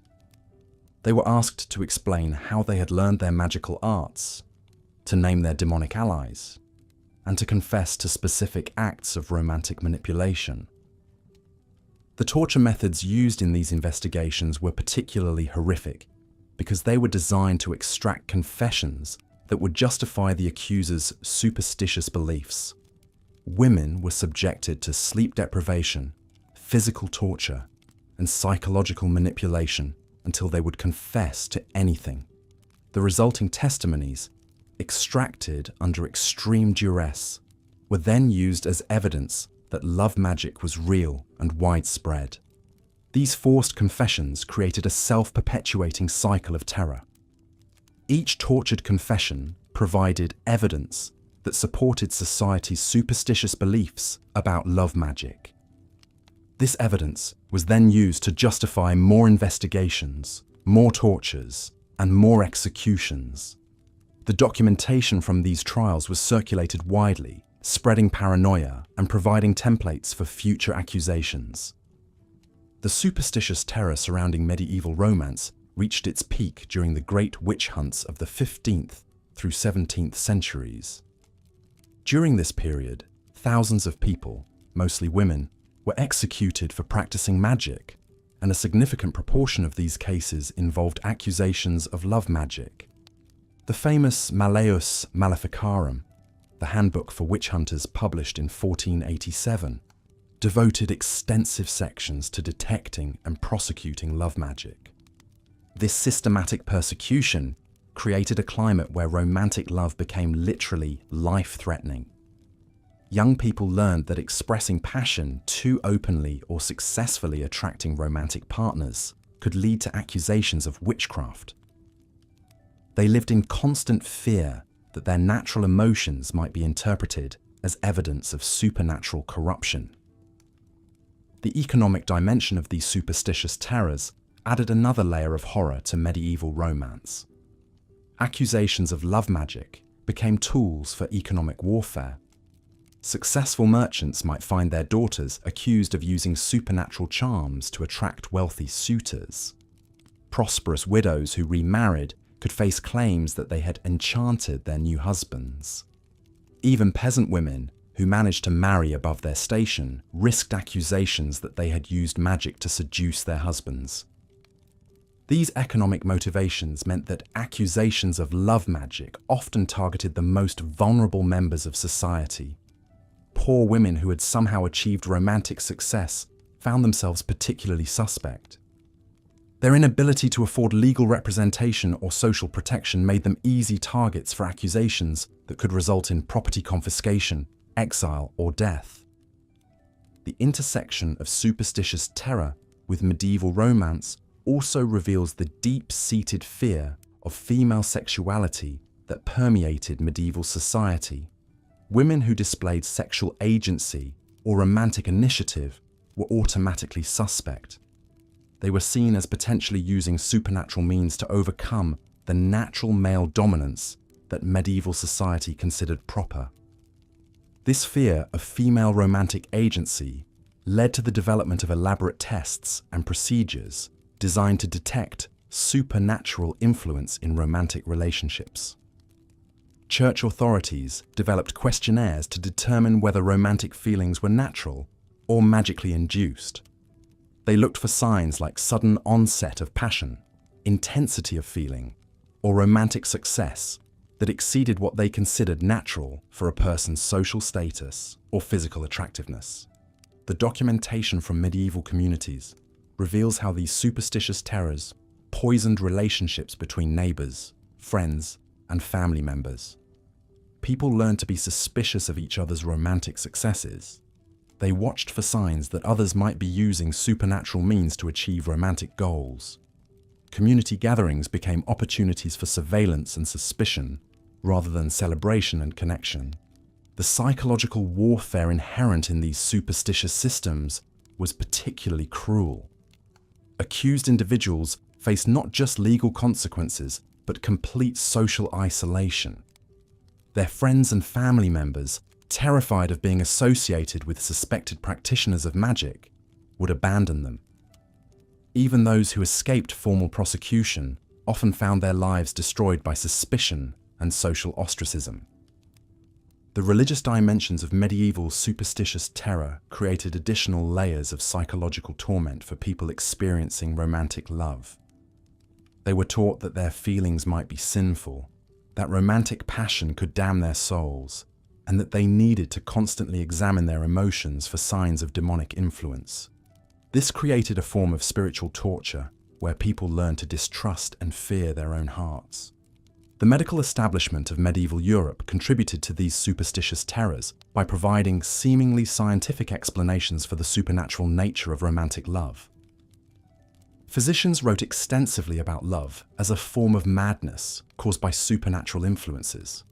They developed elaborate theories about how demons could manipulate human emotions and prescribed treatments that often involved exorcism or other religious interventions. These medical theories gave scholarly legitimacy to popular superstitions about love magic. When learned physicians confirmed that romantic passion could be caused by supernatural influences, it became much easier for ordinary people to believe that their neighbors might be practicing love magic. The fusion of medical authority with superstitious belief created a particularly powerful and destructive form of paranoia. The legal systems of medieval Europe developed elaborate procedures for prosecuting love magic, creating bureaucratic machinery for destroying romantic relationships. Courts developed standardized methods for investigating accusations, interrogating suspects, and determining guilt or innocence.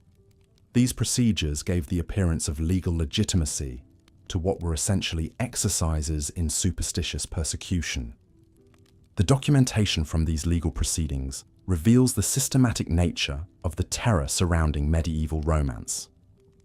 Accusations followed predictable patterns, investigations used standard techniques, and punishments were carefully calibrated to create maximum deterrent effect. This wasn't random persecution, but organized campaign to control and suppress romantic feelings through fear. The international nature of these superstitious terrors meant that people couldn't escape them by moving to different regions or countries. The fear of love magic spread across medieval Europe, creating a continental climate of romantic paranoia. Trade routes and pilgrimage paths carried not just goods and people, but also superstitious beliefs and persecution techniques. This widespread nature of romantic superstition meant that medieval people lived under a constant cloud of fear that could follow them anywhere. A young couple might flee their home village to escape accusations of love magic, only to find the same suspicions and dangers in their new community. There was literally nowhere in medieval Europe where romantic love was entirely safe from superstitious persecution. As we examine the devastating impact of superstitious terror on medieval romance, we see how fear and paranoia poisoned what should have been humanity's most beautiful and natural experiences. Love, which should bring joy and connection, became a source of terror and danger. Young people learned to suppress their deepest emotions and distrust their own hearts. Communities turned against their own members based on nothing more than successful romantic relationships. The legacy of these medieval superstitious terrors extended far beyond the Middle Ages, creating cultural patterns of sexual shame and romantic fear that persisted for centuries.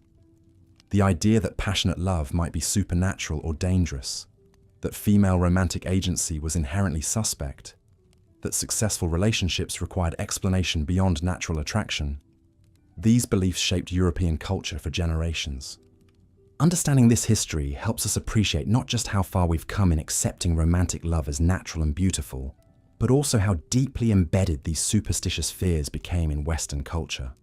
The medieval terror of love magic may seem distant and foreign to us now, but its echoes can still be found in modern anxieties about sexuality, romance, and emotional expression.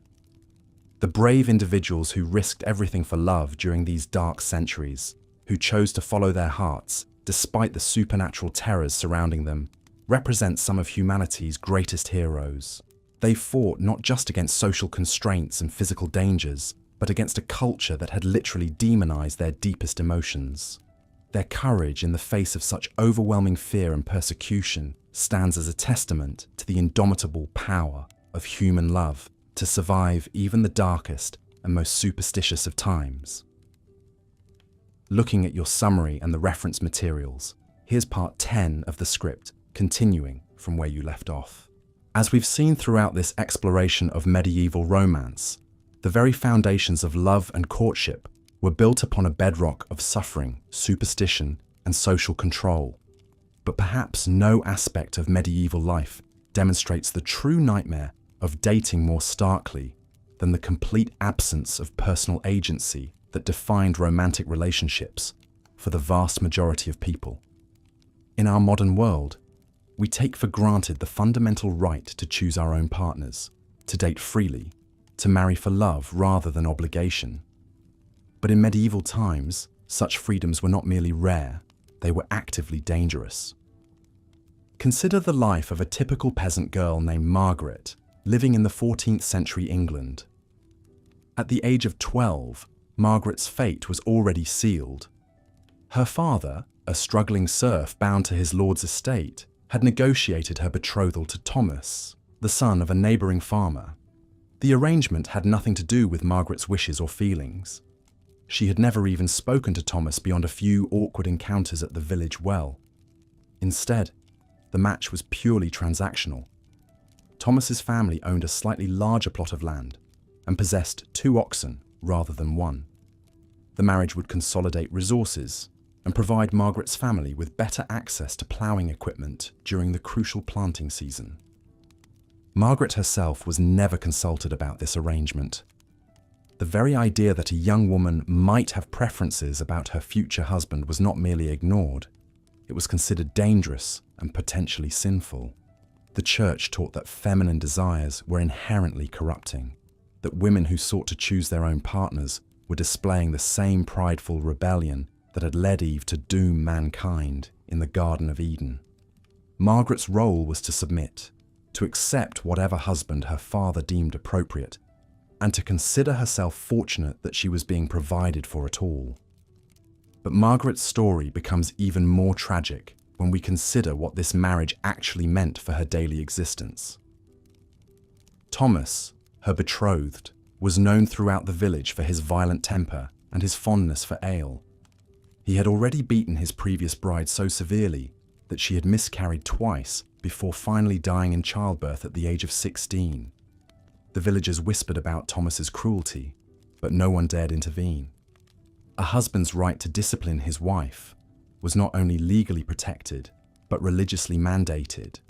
The church taught that just as Christ ruled over the church, so must a husband rule over his wife, with absolute authority and the right to use whatever force he deemed necessary to maintain order.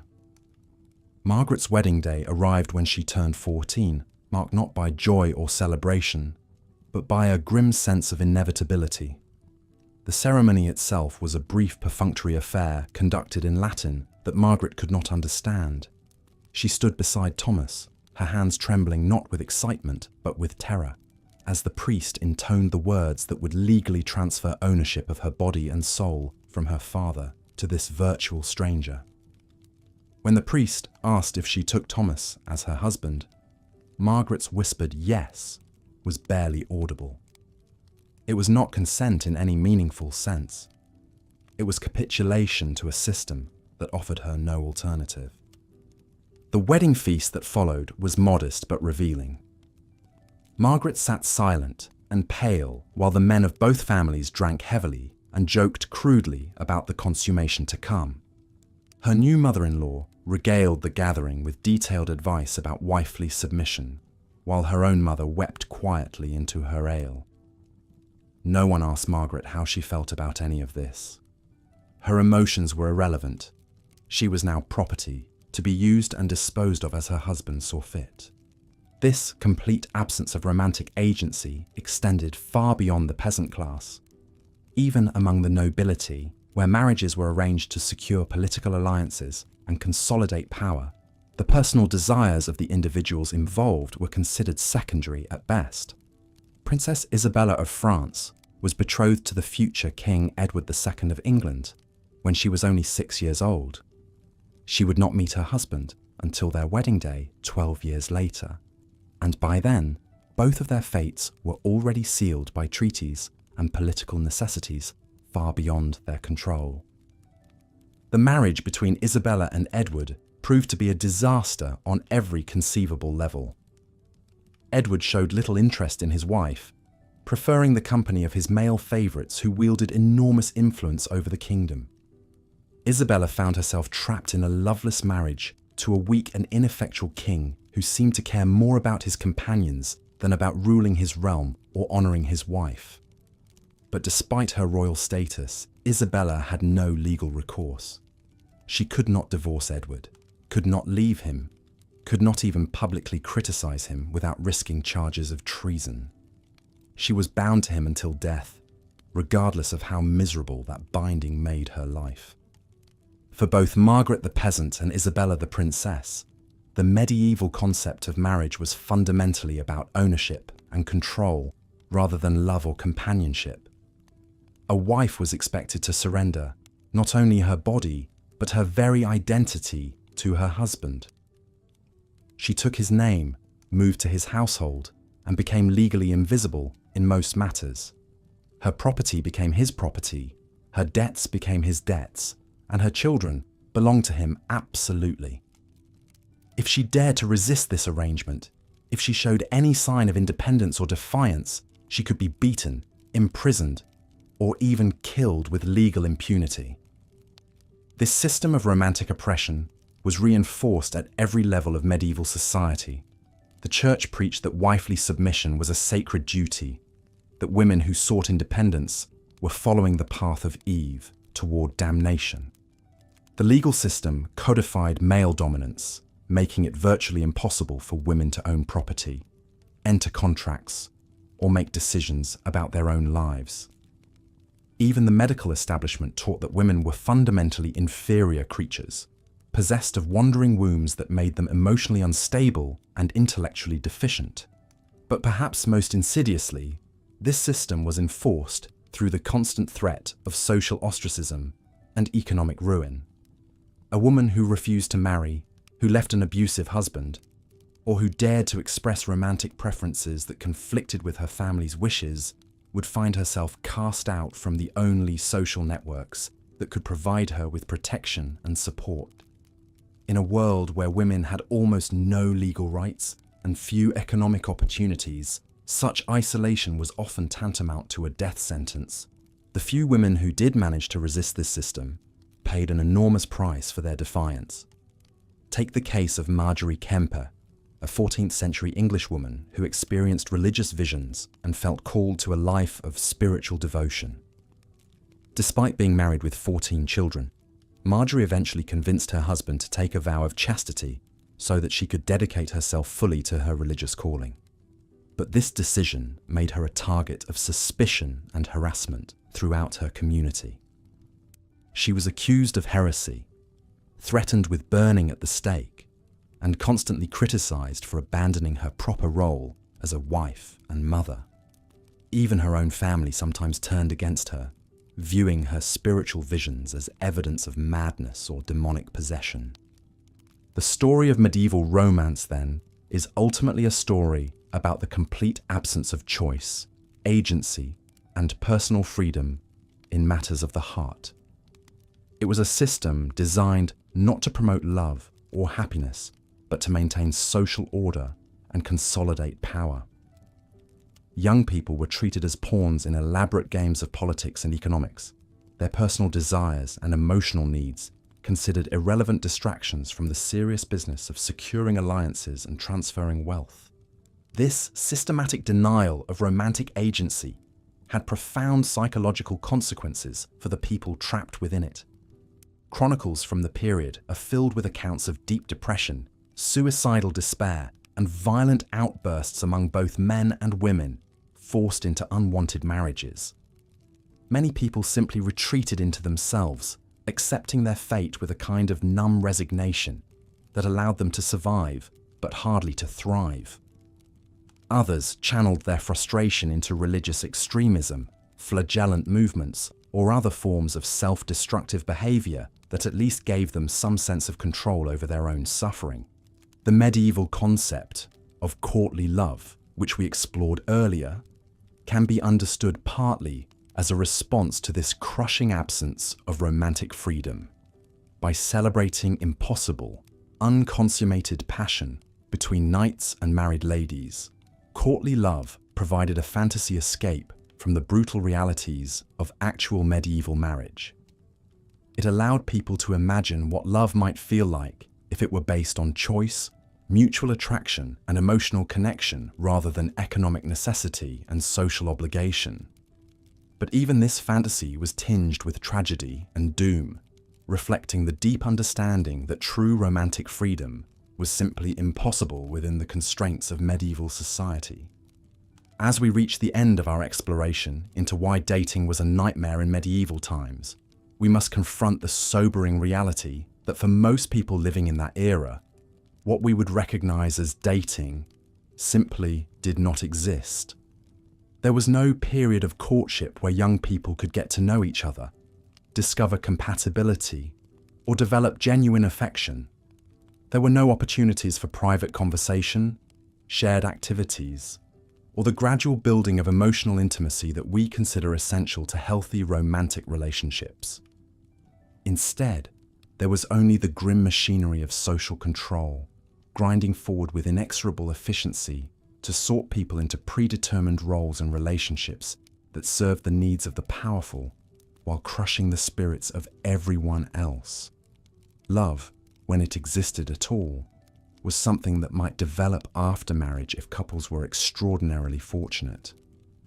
But it was never the foundation upon which relationships were built, and it was certainly never considered a sufficient reason to challenge the established order. In our modern world, for all its flaws and complications, we have at least established the principle that people should have the right to choose their own romantic partners, to marry for love rather than obligation, and to leave relationships that make them miserable. These freedoms, which we often take for granted, would have seemed like impossible dreams to our medieval ancestors. They represent centuries of struggle against systems of oppression and control that once seemed as permanent and unchangeable as the stones of the great cathedrals.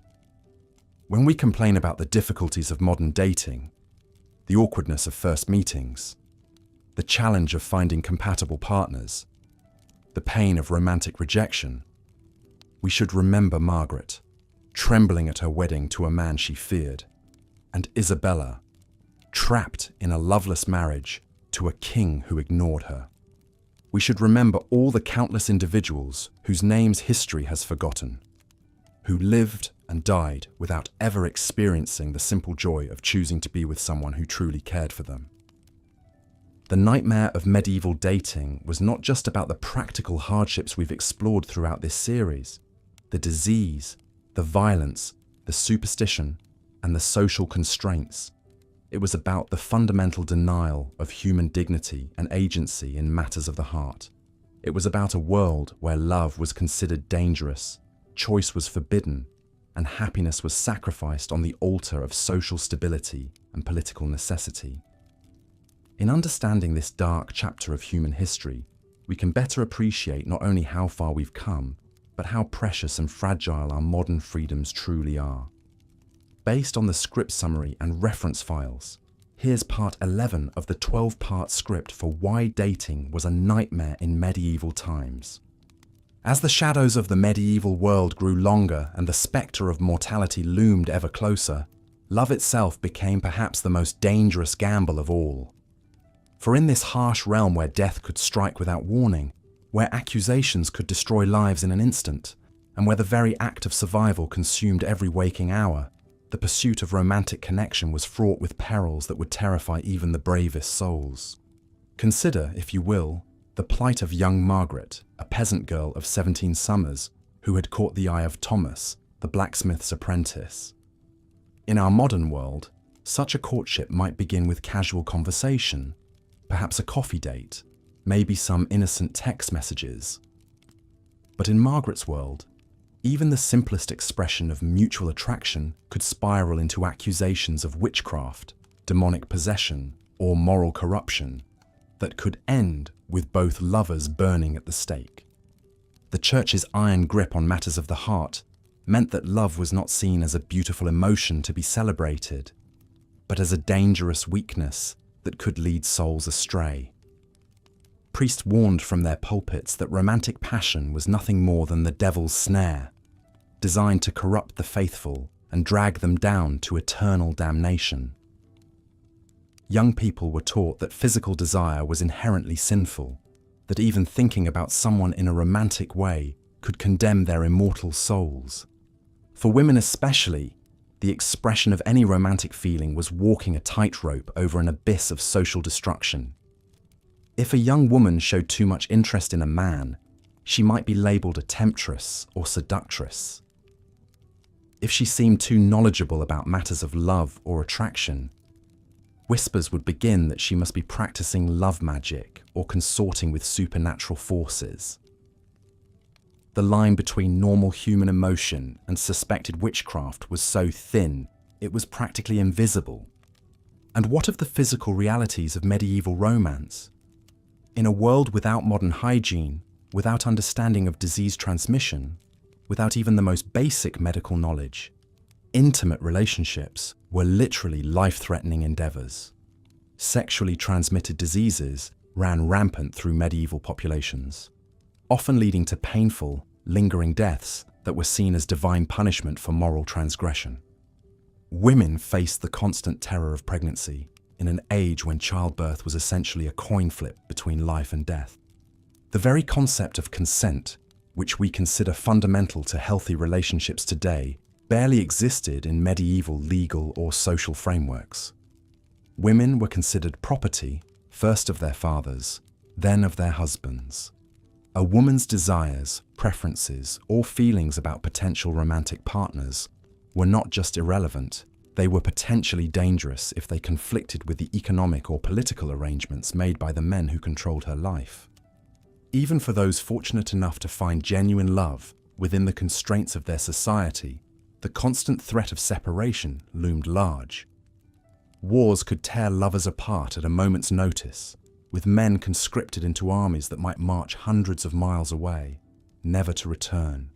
Plagues could sweep through communities, claiming one partner while sparing the other, leaving behind only grief and memories. Economic hardship could force families to make devastating choices about which children to keep fed and which to send away. The emotional toll of such uncertainty was crushing.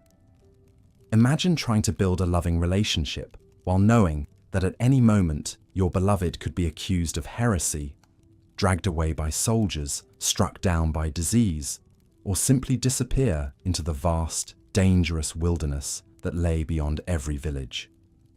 The psychological stress of such constant threat would be overwhelming by any standard, yet medieval people were expected to simply accept this as the natural order of things. For those who did manage to marry, the challenges were far from over.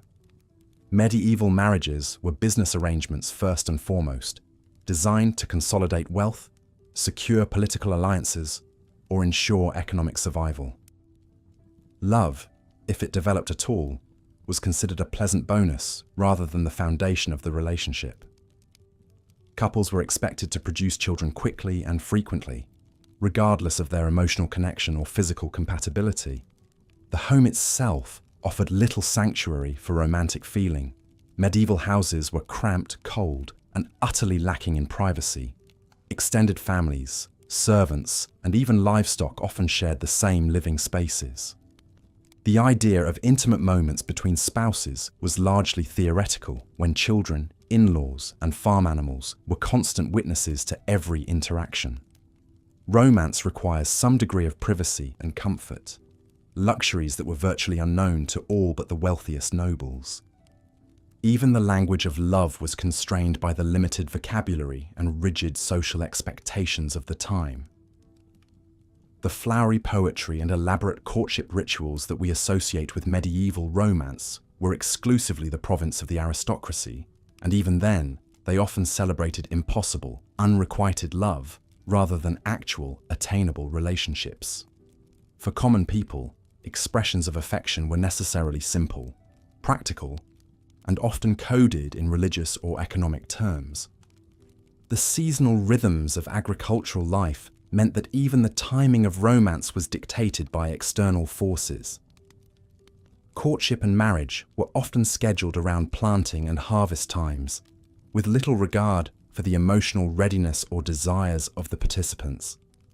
Young people might find themselves betrothed during busy seasons when they had no time to get to know each other, then expected to consummate their unions during the brief lull between backbreaking periods of farm labour. Perhaps most tragically, the very brevity of medieval life meant that even successful romantic relationships were likely to be cut short.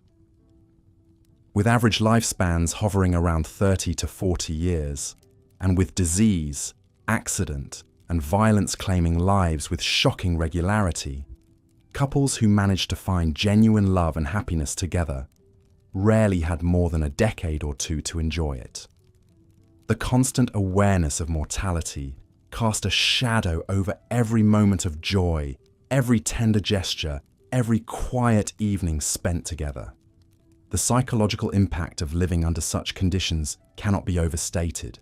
Modern research has shown us how crucial emotional security and stable relationships are to human mental health and well-being. Medieval people, denied these fundamental needs by the harsh realities of their world, often developed what we might now recognize as symptoms of chronic stress, depression, and anxiety. Yet they had no framework for understanding these feelings, no therapeutic interventions, no social support systems designed to help them cope with the emotional devastation of their circumstances. In this context, it becomes clear why so many medieval accounts of love are tinged with desperation, obsession, and tragedy. When romantic connection is both desperately needed and incredibly dangerous to pursue, when the stakes are literally life and death, when every expression of feeling must be weighed against the possibility of social destruction or eternal damnation, love becomes not a source of joy, but a source of profound anxiety and fear. This was the world that shaped medieval attitudes toward romance and relationships for centuries. A world where love was simultaneously the most human of desires and the most dangerous of pursuits, where the simple act of caring for another person could be twisted into evidence of moral corruption or supernatural influence, where the gender that was most vulnerable to accusations of witchcraft and moral failing was also expected to bear the greatest burden of romantic initiative and emotional labor. The legacy of these medieval attitudes toward love and sexuality would persist long after the Middle Ages ended, shaping Western culture's approach to romance, marriage, and gender relations for centuries to come.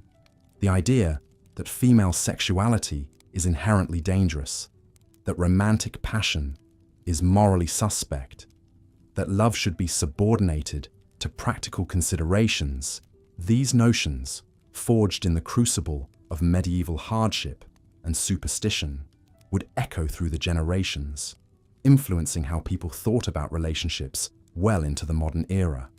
And yet, despite all these obstacles, despite the crushing weight of social expectation and supernatural fear, despite the constant threat of death and destruction, love somehow persisted. In quiet moments stolen between the grinding demands of survival, in glances exchanged across crowded market squares, in small acts of kindness and protection, medieval people found ways to care for each other. Their love may have been constrained, threatened, and often tragically brief, but it endured nonetheless, a testament to the indomitable nature of human connection, even in the darkest of times. So we've journeyed through the grim realities of medieval Scotland, where life was indeed a brutal struggle for survival, from the endless cycle of clan warfare and blood feuds to the grinding poverty of the peasantry, from the oppressive power of the church to the devastating plagues that swept the land. It painted a picture of unrelenting hardship. But as we close this exploration of Scotland's darkest chapter, let us remember that even in those harsh times, there were glimmers of hope and humanity. The quiet dignity of the common folk who endured generation after generation. The bonds of kinship and community that sustained people through the bleakest winters, and the stubborn spirit of independence that would eventually forge a nation. The medieval Scots may have lived short, difficult lives, but their legacy endures in the very character of Scotland itself, in its fierce pride, its resilience in the face of adversity, and its unbreakable sense of identity. Their struggles were not in vain, for they laid the foundations upon which a freer, more prosperous Scotland would eventually be built. So as we drift off to sleep, let us honour the memory of those forgotten souls who came before us, and be grateful for how far we've come from those dark and desperate times.